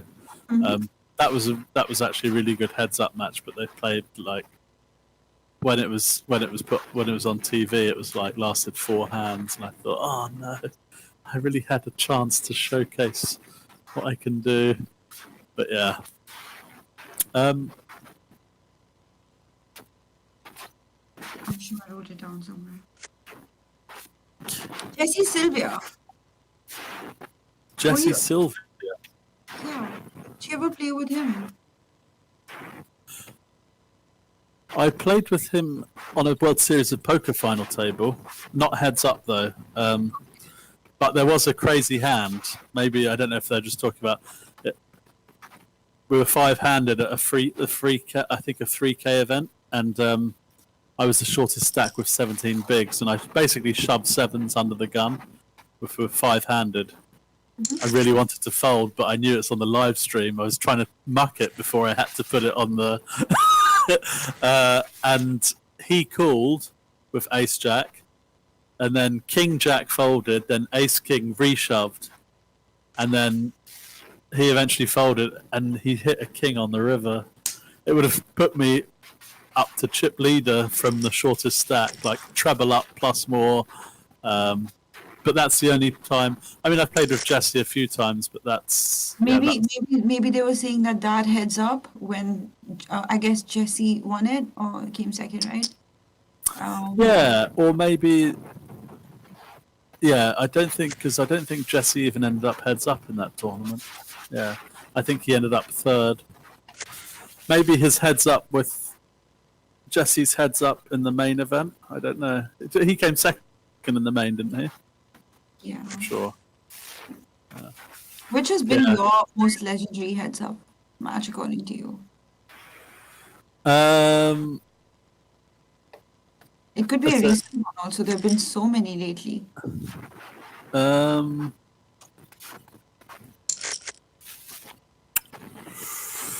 trying to think of. There's a lot of ones that I quite liked from the. Do you remember when the NBC used to do the Heads Up Championship? Yeah, I mean, I've seen those. I just remember Phil Hellmuth from all of those, just somehow. Banter, and those were the ones that got really viral on YouTube, so that's how I even saw those videos. Yeah, there are a few great ones like Tom Dwan when he got it in with 10s against the aces. It's standard, Phil. It's pretty standard. Oh yeah, that one. I saw that. It's heads up, standard, heads up. I mean, it's heads up, Phil, it's standard, and Phil's like, I wouldn't have got 10 big blinds in with that hand. Honey, you seen this, honey? They called me with a Jack 6, honey. I'm like, God. There's a great hand. I mean, I know we're talking about, I can't pick out heads up matches, but there's a brilliant hand there's a British player called Paul Jackson and Phil Ivey from 2005 maybe, and there was a crazy hand, and it goes like neither of them have anything on the flop. I think it's Jack 5, and I think it goes bet, raise, and it's like I think it's $1 million for the winner or something, and Phil Ivey basically, I think he's 7-bet, shoves the flop, nothing. Like, it goes raise, re-raise, shove, and they both had nothing anyway. But that was an epic hand. There've been some good heads-up matches, but I can't. There's just so many. Yeah.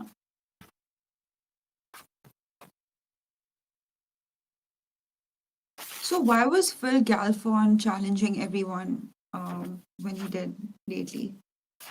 Yeah, never knew what that was, whether he was just trying to create sort of publicity for his... Well, it's going to be great content if he can, even go through those hands with all the players that he's played with. I mean, it's interesting. But I guess the bet was that we play for a certain amount of money, and then if I'm even $1 or a cent up, and then there's another bet on that, right? So, yes, yeah, exactly. I think there's been. It's really interesting that this trend recently of people just coming out and demanding these heads-up matches. Like, there's been so many. There's Fedor and Palash is up to something. Palash getting himself in trouble now. There's no way the sightseer is going to fold. This would be a great check call. I mean, it's the only way you can play it. Although if another spade comes and Palash goes crazy, he might actually win the pot. Oh, he's picked up some. He might think his deuce is good, so there's going to be no trickery here. There's no need to bet, I don't think. But there's so many people. Play me heads up, and a lot of trash talking, and I think it's in a bit of poor taste, to be honest. I've been quite surprised, especially with, Negreanu and... Yeah, that much. Like, just the... You think some people would have grown up, over... I don't want to get too much into it. I guess that's the whole thing. I guess that's what they sell, that whole controversy. People then only want to watch you. They want to go and see the match because of the beef, I guess. Yeah, maybe. But I think, I've always had sort of conflicting opinions. Like, there's beef, like, from terms of a boxing match point of view or something like that, and then there's people that sit and play cards, and it's kind of like, I thought that died down about 7 or 8 years ago, like in the chat box, heads up for rolls, come on, I'll play you heads up anywhere, and now it seems like... Did matches actually go down like this between high rollers, where they're like, out of ego challenging each other? And not necessarily, but I think that's the thing. I think it was something you'd find amongst, whiny, snivelly people that were bitter about taking a bad beat, or, you're rubbish, I'm so good, let's go and play heads up. And now it just seems these days it's all the sort of most respected and icons of the game. And I'm looking and thinking, like, even Fedor came out the other day and slammed someone. I don't know if it was Phil or they're bullying Phil Hellmuth about his, his ROI in 300k events, and I just thought this seems so out of character, and then I put it down to the pandemic, and I thought people must be so bored or so frustrated or whatever's happened that anything for a bit of action. But it seems a bit strange to me. Like it's not just that Doug Polk match, but it's everyone seems to be coming out, and they're people that you think would be more self-aware of their image. That's all. But what do I know? No, you're right. It's just the lockdown got to a lot of people. Everyone's really, and to be honest, some of us have taken it in a way that, oh my God, we took everything for granted. Like I look at my old tournament pictures and I'm like, oh, you remember, like, it's just you're going back to memory lane and you ask yourself, will I ever get this back? These times, these numbers, the way things were, everyone showing up for these events, hugging people. Come on, there's so many things that we took for granted, and you can't do those things anymore. Exactly. I was saying to my mum, actually, let's see if Yagami decides to, because it's 10 bigs, 5. Yeah, I mean, this is an all-in and a fold, obviously. But I was saying to my mum, it's strange how lockdown's affected, because I was watching an old British TV series, and it was filmed in the 80s, and it's really funny. But anyway, the point is, there was this meeting, and these people got really close together, and I automatically looked, and I thought, oh, why aren't they wearing masks? And then I thought, oh my God, this is 30 years ago. And then when I told my mum that, she said, yeah, actually on TV now in the UK, on a lot of programs, they put up a disclaimer saying this was shot pre-COVID, because you get people saying, they're on TV, they're not wearing masks, and they're not understanding that these things were filmed like months ago or whatever. And yeah, it's just to be able to go back, even in Vegas, and just wake up and just go and play a tournament anywhere, and you not have to worry about putting on a mask and getting a jab. And then even when you do that, I just feel now big crowds is not going to be a thing of the future. People are so working from home, and they just avoid. I was saying, I just don't think things will be the same again. I think people will just be these lockdowns and these restrictions have gone on for so long that it's become almost a way of life. But I hope it changes, but I think people are going to be much more aware and worried.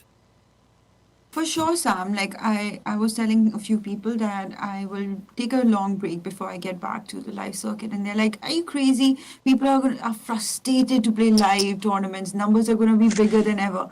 I said, "Yes, all the top regs are definitely going to show up, but you can't say the same for the lay match. Somebody who just wants to come for fun, they're not going to risk their life and go play a crowded poker tournament in a casino. They, at best, they'll take a nice holiday with their family, So those things are going to change. You won't see that many wrecks on a table, and you won't see people who just come out there to have fun. Those fields are going to be super reggy, and people who mean business are going to show up.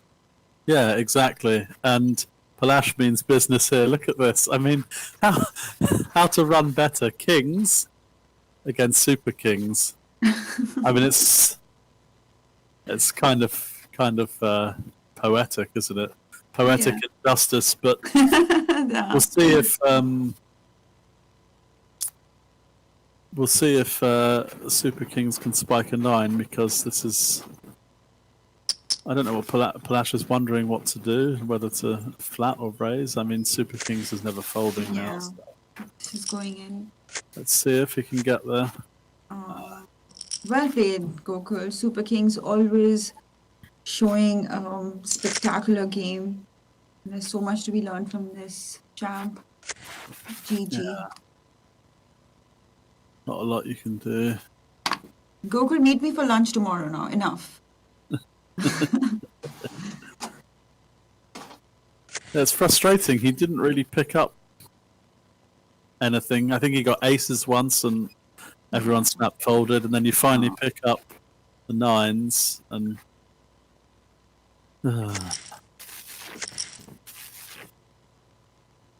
that's the thing, Sam. There's no, especially for professional poker players, even if you're running this deep, like say, if you're someone like Gokul, like Super Kings, or Mozzie, you're shipping it left, right, and center, and you still become so numb to all of this that, you still need a little bit balance in your life to have this cannot be of everything to you. You Yes. gotta take a break sometimes, and this could be tricky.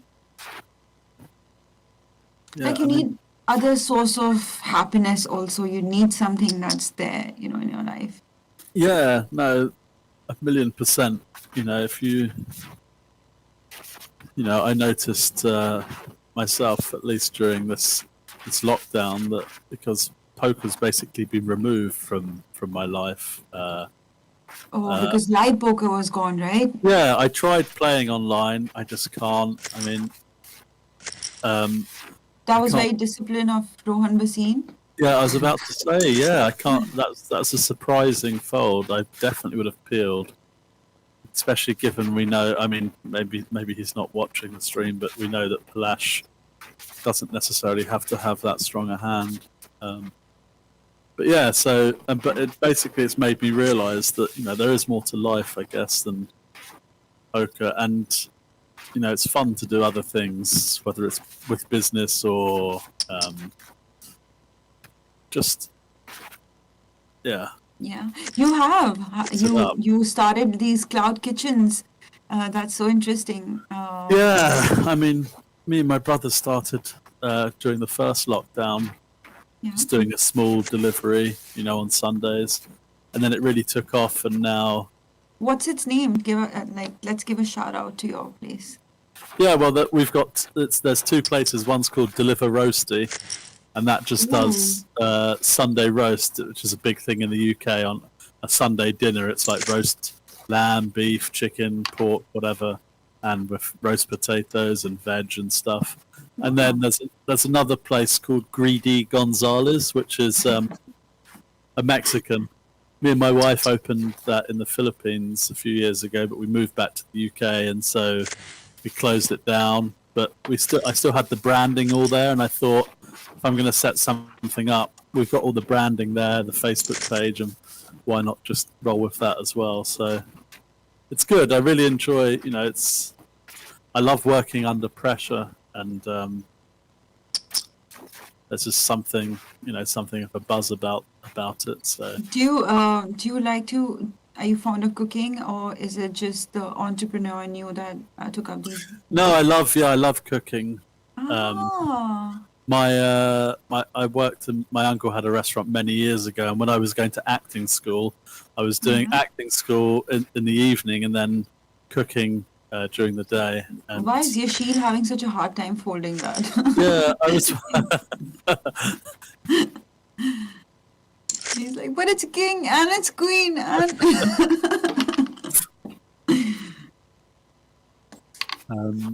You said you like cooking.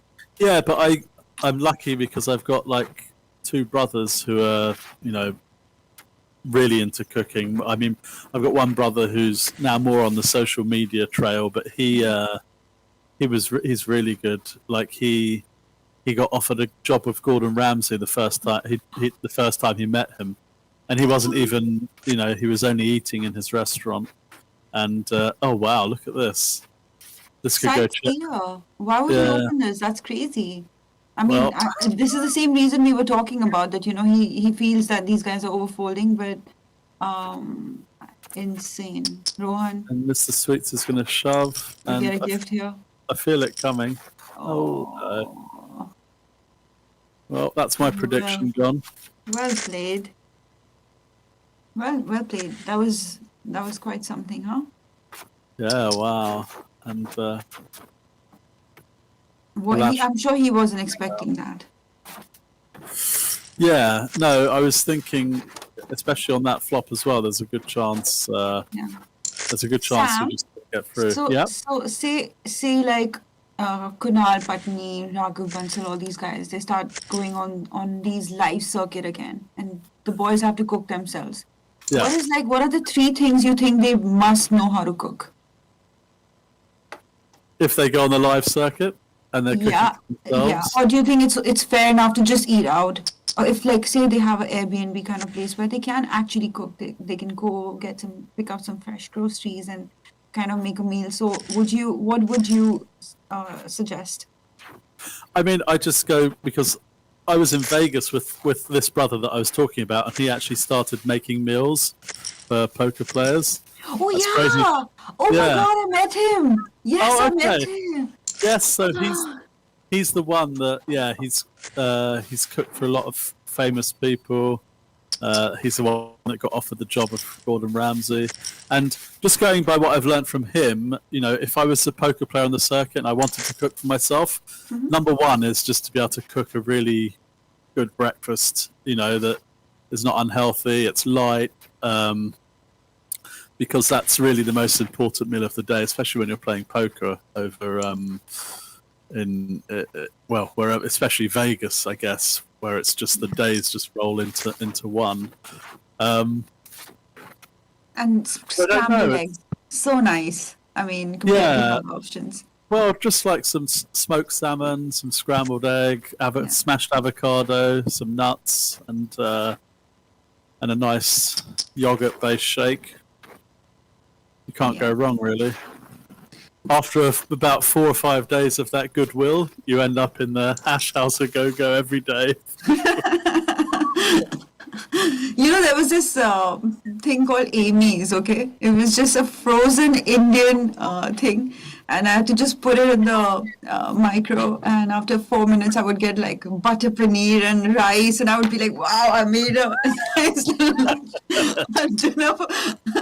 And my husband would be like, what's there for dinner? There's butter paneer and there's rice. And he's like, no, I want fresh. So, yeah. And then I do believe that, you know, if you're able to make your own eggs, you're sorted. You know, just... Yeah. This is an interesting hand here, but I guess Rohan is going to get away from this one. Yeah. Unless he feels the need to bluff it. I think that makes no sense. And you know, Lol, this guy, even he cooks. So, that poker player. And he is like always making all of us jealous with what all he made. And he sent us pictures and it looks like as if it's just come out of, just about to be presented in MasterChef, you know. So I'm like, wow, that's insane. And he does the same thing. Like, you know, he just needs a grill. And then he'll roast whatever. Wow.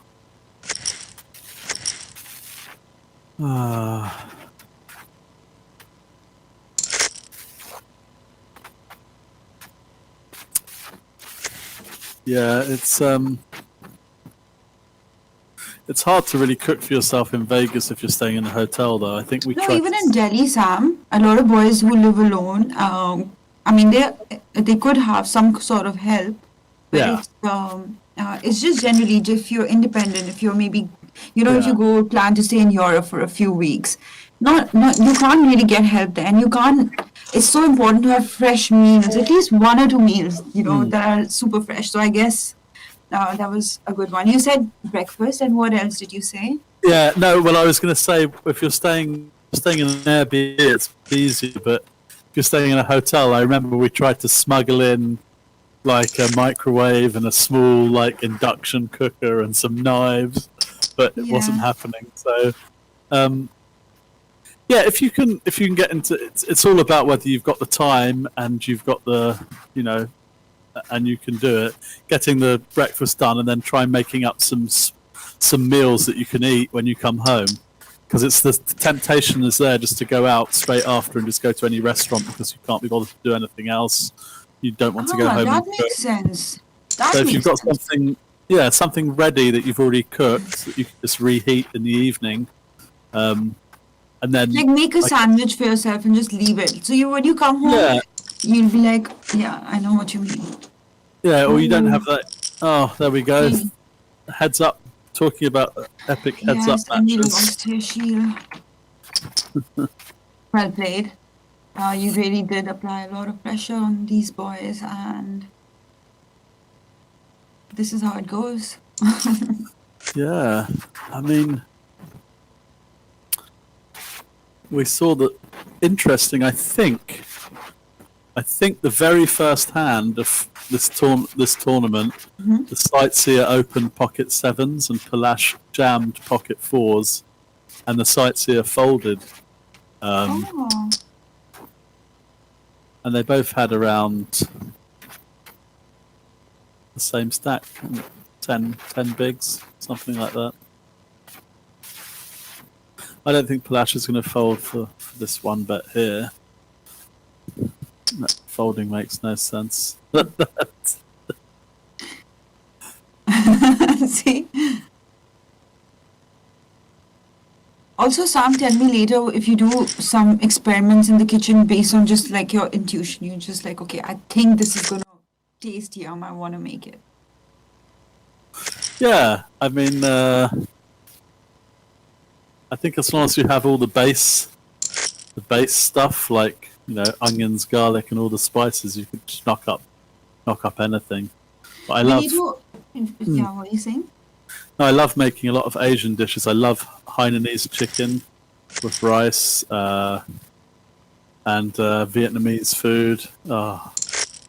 Korean as well. My wife has slowly come around to Korean food and kimchi and stuff like that. Before she said, I'm not going anywhere near it. I don't like Korean food.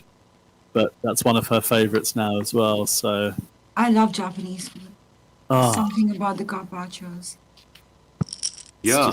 Hello. See, I'm just like, there are such big size rats that are running in my stomach right now hearing this conversation. Clearly I've missed out on like a masterclass in cooking and in eating. Sam, we need to have this masterclass where we just go through the basics, that do not put a spoon in the micro, do not do this. Like, let's just start with the absolute basics so the boys don't burn the kitchen down after listening to us and just they go and try something out. Well, it's funny. Yeah, when you were mentioning about don't put a spoon in the microwave, I worked in this kitchen and we had this commercial microwave, and I didn't realise you can actually put metal stuff in the commercial microwave. I didn't realise that. That was a godsend. I thought, oh, amazing.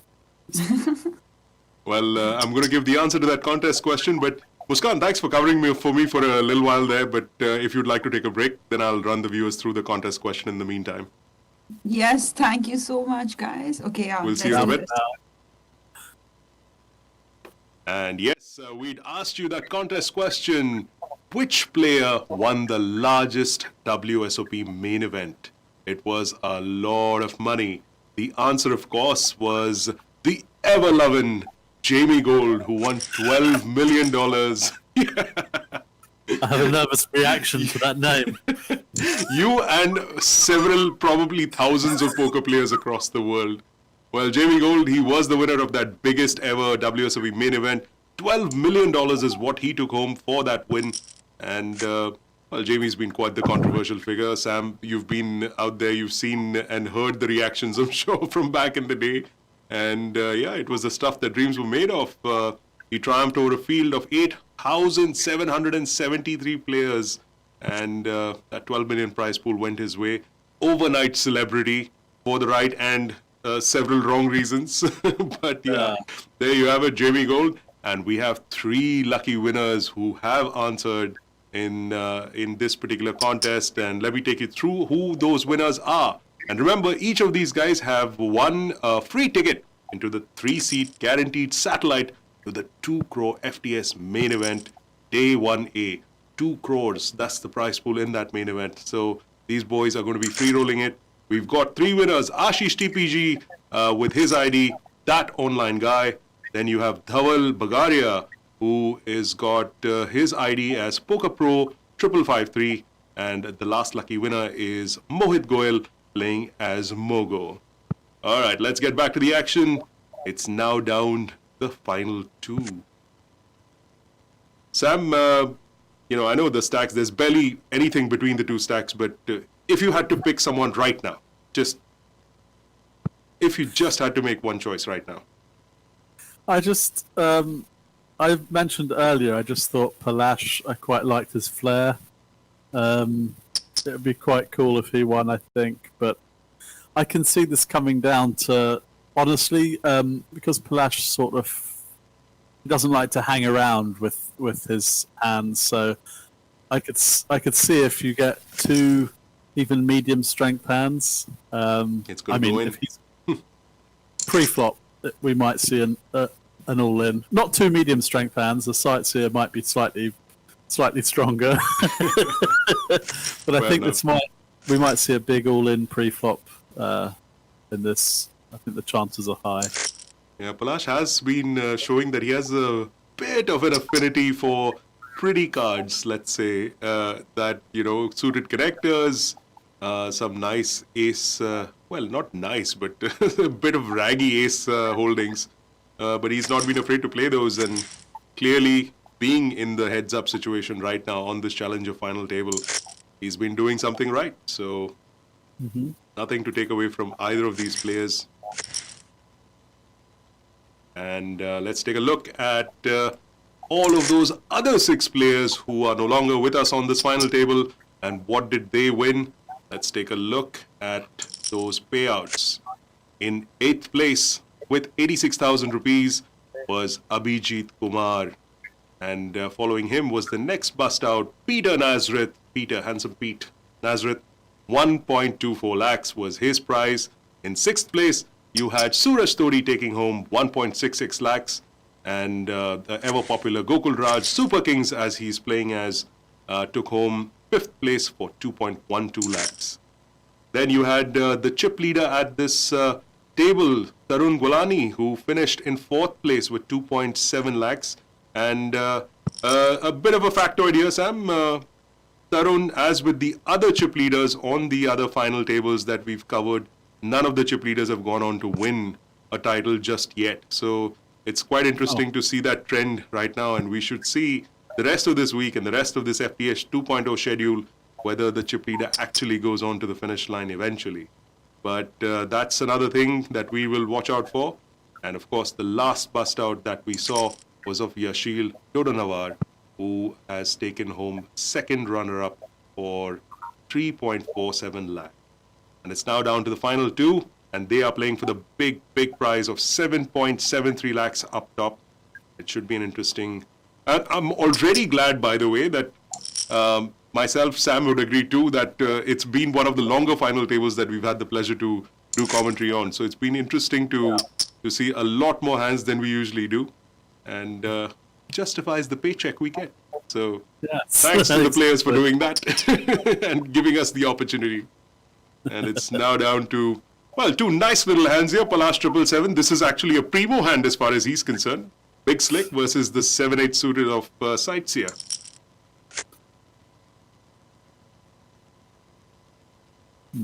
This won't go much further. Pretty much nothing there for the Sightseer. Love that name. That's Rohan Bhasin there, who's playing as the Sightseer. He was one of the mid-stacks when this final table started. I was about to say, I wonder if this... Boy. Talk about timing. Yeah, Palash is never folding here. Wow. Well. Alright, took a stab, didn't really work out, but he's in there. Although the chip lead has now shifted significantly in Palash's favor. And I think Palash might just start applying maximum now. Yeah. And remember, ladies and gentlemen, Palash was the 2nd shortest stack when this final table began, with a little over 800,000 in chips, and now sitting very pretty with a little over 11 million versus his opponent, who's got 2.6. It's going to be a bit of a mountain for the Sightseer to climb, but he has sight, so this ain't over yet. Yeah.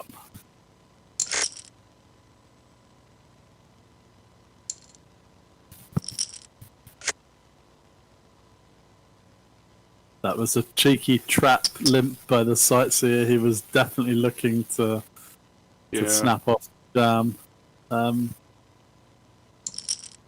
And now, if the turn misses the Sightseer and Palash can fire one more bullet, he's going to take this down. And I think if the Sightseer doesn't bet here, He's going to give up the lead. He's going to, yeah. I mean, Palash could take one more stab, and it will work. I have a feeling he might just be giving up there.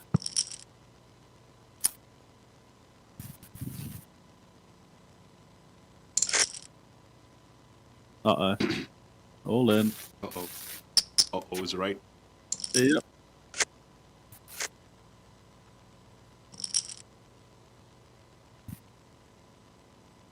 And as quick as they go, that quick they come back. Back to almost even Steven again.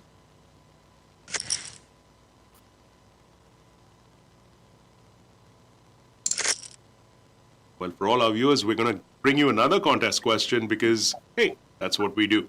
So you get a chance to be a part of this FTS 2.0 series. Lots of value, 10 crores in guaranteed prize pools, and you can get a shot at, well, free-rolling your way by answering this contest question, which is coming up shortly.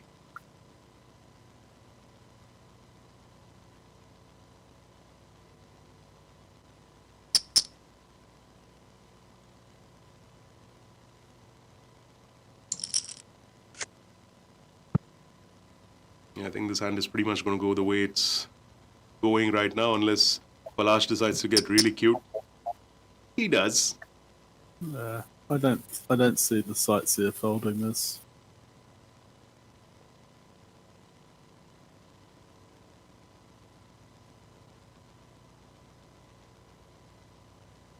He's really giving it some time there. Mm-hmm.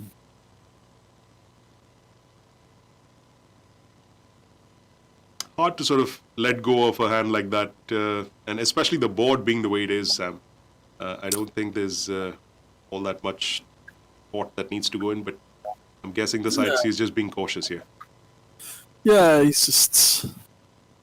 might overthink himself into folding. I don't think he's going to fold this hand. He's definitely not thinking about raising, but if he overthinks this, he might actually just give up. Ooh! Wow. Clearly, we still get surprised at these final tables. No matter what we've seen in the past, there's always a new situation, a new spot, a new hand that does bring the surprise element for us. Yeah.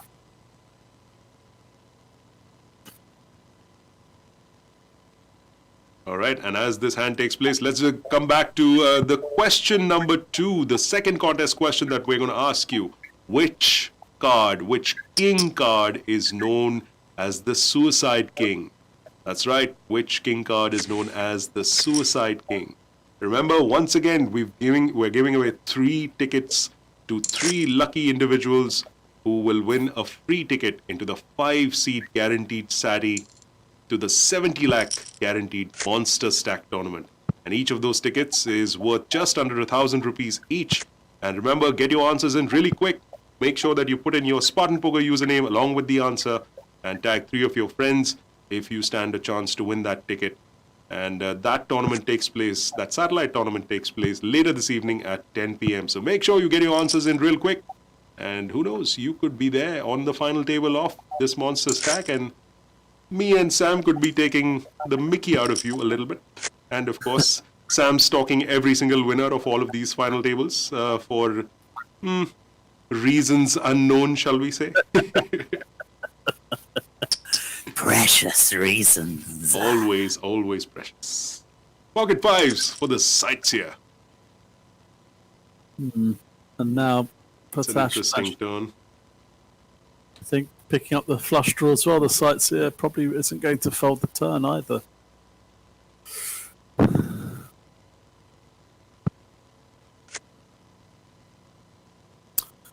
Yeah, this is just going to go check again. It's too much nastiness out there, so. Yeah, no reason to bet for either player. Few more chips go the way of Palash 777. Here we go. This could be. I was saying we need 2 strong hands, and I can see this one going all in pre-flop. One of those bingo bango kind of hands. Though he's made it so big pre that he might actually, entice an all in, and he might have to fold now. Like, I was thinking if you raise smaller and the sightseer free bet, then we might have seen Palash shovel in. Oh. So it's got away from it. From good hands to garbage hands. A flash. Yeah.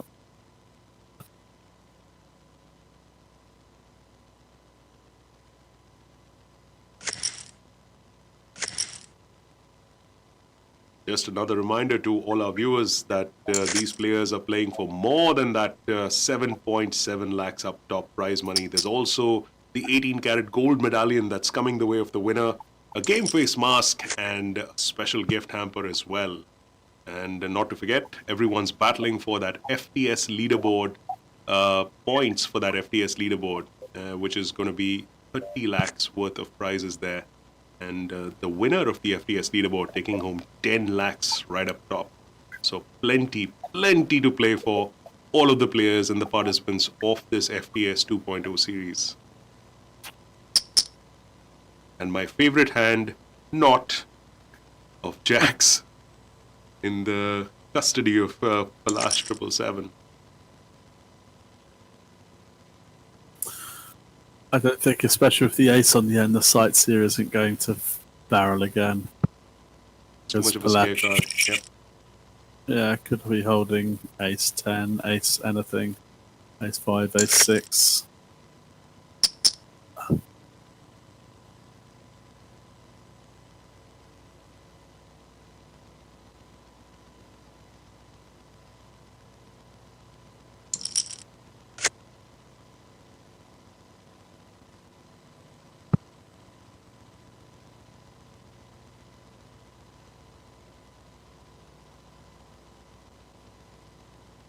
I don't want to say that both these players have been playing a little subdued, but it kind of feels like it a little.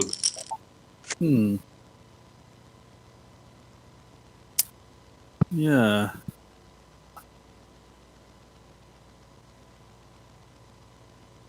I don't know if this isn't a good card for the sightseer. I don't think Palash has shown any tendency to just float with nothing, so yeah, it's just another one of those. He's also shown quite caution, so he may even check the king on the end of the weak kicker. And King's up for Palash 777 as he takes down that pot. And connecting cards for Palash, who's not shy about playing these kind of hands. He seems to have an affinity, like we said before, for these little cute hands that are there. yeah, he does like these hands. Don't know if the sightseer is going to reshove this, and then another fold. I mean, getting an ace X on the final table itself is pretty huge, and then to get that in heads up, and once again getting another ace X card for the sightseer, pretty powerful. Yeah, and the sightseer has noticed Palash's tendency to put in big raises, and he's been taking advantage of that on a couple of occasions.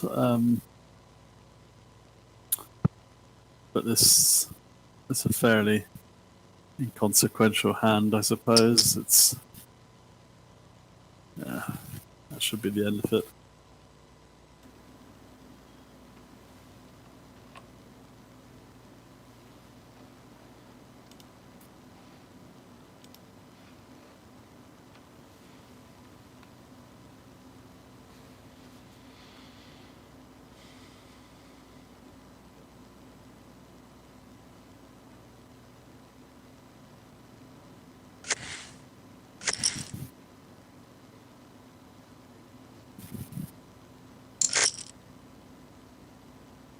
Boy, a lot of raggy aces for the sightseer in the course of this heads up. But that one didn't really go anywhere. Palash folding his junk. I said Palash folding his junk. No, that's not the way it should have been said. You know what I mean. You know what I mean. Suited 8-10 for the sightseer. And the Jack 8 for Palash. And if Palash tries a big raise here, I think it might get interesting because the sightseer would definitely peel. Right. Yep. Now it's all about who's got the testicular fortitude to take up the chips in this pot.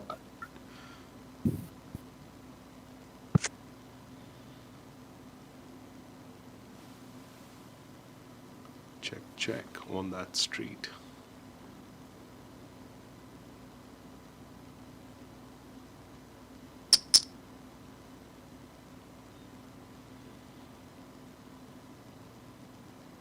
I think that should be the end of it. Oh, no. The sightseer once again proving us wrong. That was a pretty interesting hand. I guess he sensed some kind of weakness in his opponent. Yeah, I mean, just assume that Palash was, up to no good. This is going to get. This is going to get big. If Palash with that hand, he's probably going to bet out 12 million or whatever. 1170. Yeah. I think he's going to go big. And if the sightseer chooses to raise, this is all going to go in on the flop. Yep. And as Sam Razavi mentioned earlier, that this is one of those hands that's heading exactly the direction where he was predicting it not too long ago. Flush draws for both players. Yeah, Palash has shown the tendency to slow down, but if he does bet big here, we could see it. Yeah.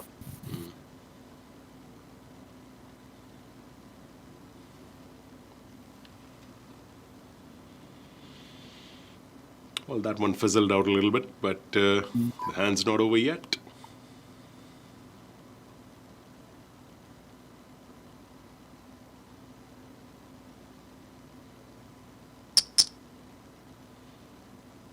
Sure enough.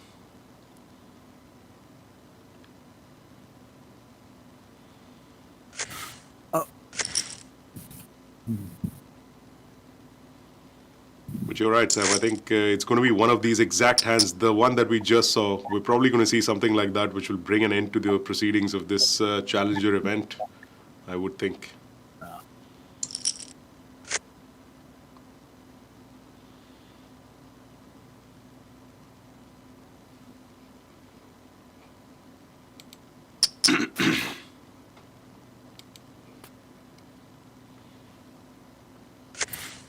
It's a massive bet. Maybe a tiny bit of tilt showing there. Yeah, he seems to be just driving forward. I wonder if he's going to start opening up his raise size to about 8. 8. I wonder. Yeah, the sightseer has done nothing but shove these raggy aces when he's been facing a big raise, so it's probably the same thing that's going to happen here. Yeah, that's a hefty enough bet. 2.4 million in the middle. Behave, says the sightseer to Palash 777 with that pretty heavy re-raise there. Well, Palash is definitely raising and the sightseer is shoving and he's not folding this hand. I promise you, he's snapping this off. He's like, I'm having enough now. And if he's just told him to behave as well. And there you have it, folks. Sam Razavi calling it like it is, at least up to what sightseer has done thus far. Will Palash pull the trigger? He's going to show discipline, but I really felt he was... I still think he's going to call. He's had enough. Yeah, it's just... You could see, small hints of a little impatience creeping in, so there's every chance that it might just happen here. I mean, he has a strong hand as well, that's the point, and this has happened a few times, and sometimes you just have to take a stand. Wow. He really ran that time bank right down to the wire. But clearly, the kind of hands that we're expecting this tournament to come to an end with, we've already seen a couple of them. It's just not gone there quite yet.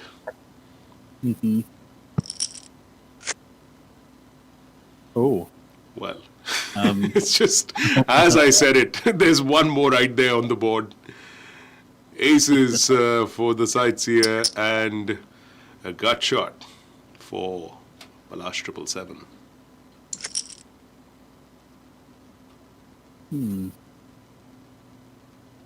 Things get a little bit better for the sightseer with aces up.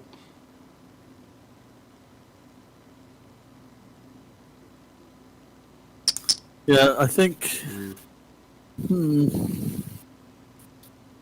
I think it's been a bit of a bad timing situation for Palash. It's just the way I'm seeing the way he's playing.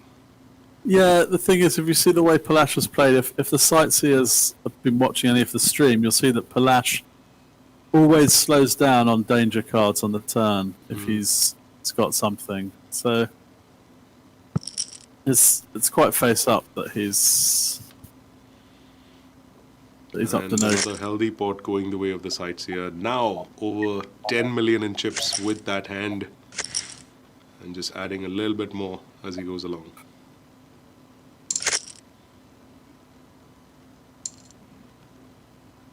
Well, that's a very Palash kind of a hand there, the King Queen of Diamonds, but he's not got those. Oh! Hello. This. Wow. If we can find the 7 of Diamonds, it's game over. And Palash, actually, he might just, with his stack, I don't know if he might just rip it in. Get it in, yeah. He's got like 10, is it 10? No, he's got, yeah.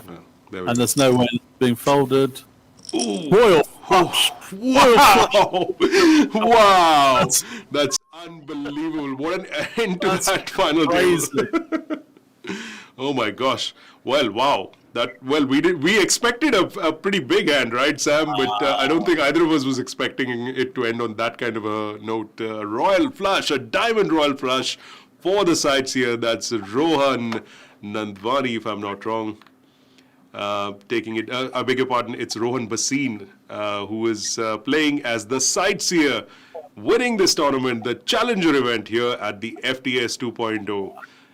Sam, I think it was just a question of some bad timing as far as Palash was concerned. He's just trying to gain some traction, but just not able to get there. Yeah, no, I think he played fantastic. But yeah, he lost a bit of value in some hands where he had a strong holding, and he played fearlessly. There's the last hand was testament to that. The 8-10 on the flushing board, and yeah, I think either player could have won, and as we suspected, it had to come down to either a big pair of hands, or a big pair of draws, and that was it. And that was the end of that. Well, I think Sam, just a couple of final thoughts before we leave. Did you feel there were any missteps by one of the other players in the course of the final table? Was there any particularly egregious play, shall we say, that took place? Honestly, I don't really think so. I mean, funnily enough, he's gone now, so I've forgotten his name. The second place finisher, Palash. Sorry, yes. Apart from Palash making a few questionable sort of shoves and with those suited 4-5 and 5-6, I think we just saw a lot of solid play. I think the play was extended by the fact that there was a lot of garbage being dealt. Maybe it's garbage day. I don't know. But yeah, I think all in all, solid. Couple of players that got quite unlucky. I can't remember the usernames off the top of my head, but a couple of sore runs for two players that just couldn't quite make things work. But yeah, I think it was solid play all around. It's great to see, and hopefully more of the same for the rest of the week. Well, more of the same you shall see to this FTS 2.0 series that's taking place. The Challenger event has just concluded a few minutes ago with a pretty fantastic hand, a royal flush going the way of Rohan Bhasin. And let's take a look at the payouts as well for all of the finishers at this Challenger event, starting with the first casualty at this final table, Abhijeet Kumar, who took home 86,000 rupees. Peter Nazareth in 7th place taking 1.24 lakh rupees. Sooraj Todi taking 1.66 lakhs, followed by Gokul Raj, aka Super Kings, finishing in 5th place for a sum of 1.66 lakhs. I beg your pardon, 2.12 lakhs. And the former chip leader when this final table started, Tarun Guwalani, has finished in 4th place with 2.7 lakhs. And into the top 3, Yasheel Doddanavar is taken home 3.47 lakhs for his 3rd place finish. And it was finally down to heads up between Rohan Bhasin and Palash Nandwani. Palash Nandwani finishing in the runner-up position for a sum of 4.85 lakhs. And the winner of this Challenger tournament here, the final table series, Rohan Bhasin, winning the big prize of 7.73 lakhs, taking home an 18-carat gold medallion along with the game face mask and a special gift hamper and lots of points on that FTS leaderboard as well. It's time for us to leave, but before we go, I'd like to thank Muskan Sethi, as well as my other co-commentator, Sam Razavi, for joining us. It's been a fun ride, and we will see you soon with yet another live stream from this final table series of the India Poker Championship. And make sure you get your game face on too. Till next time, it's goodbye from all of us here.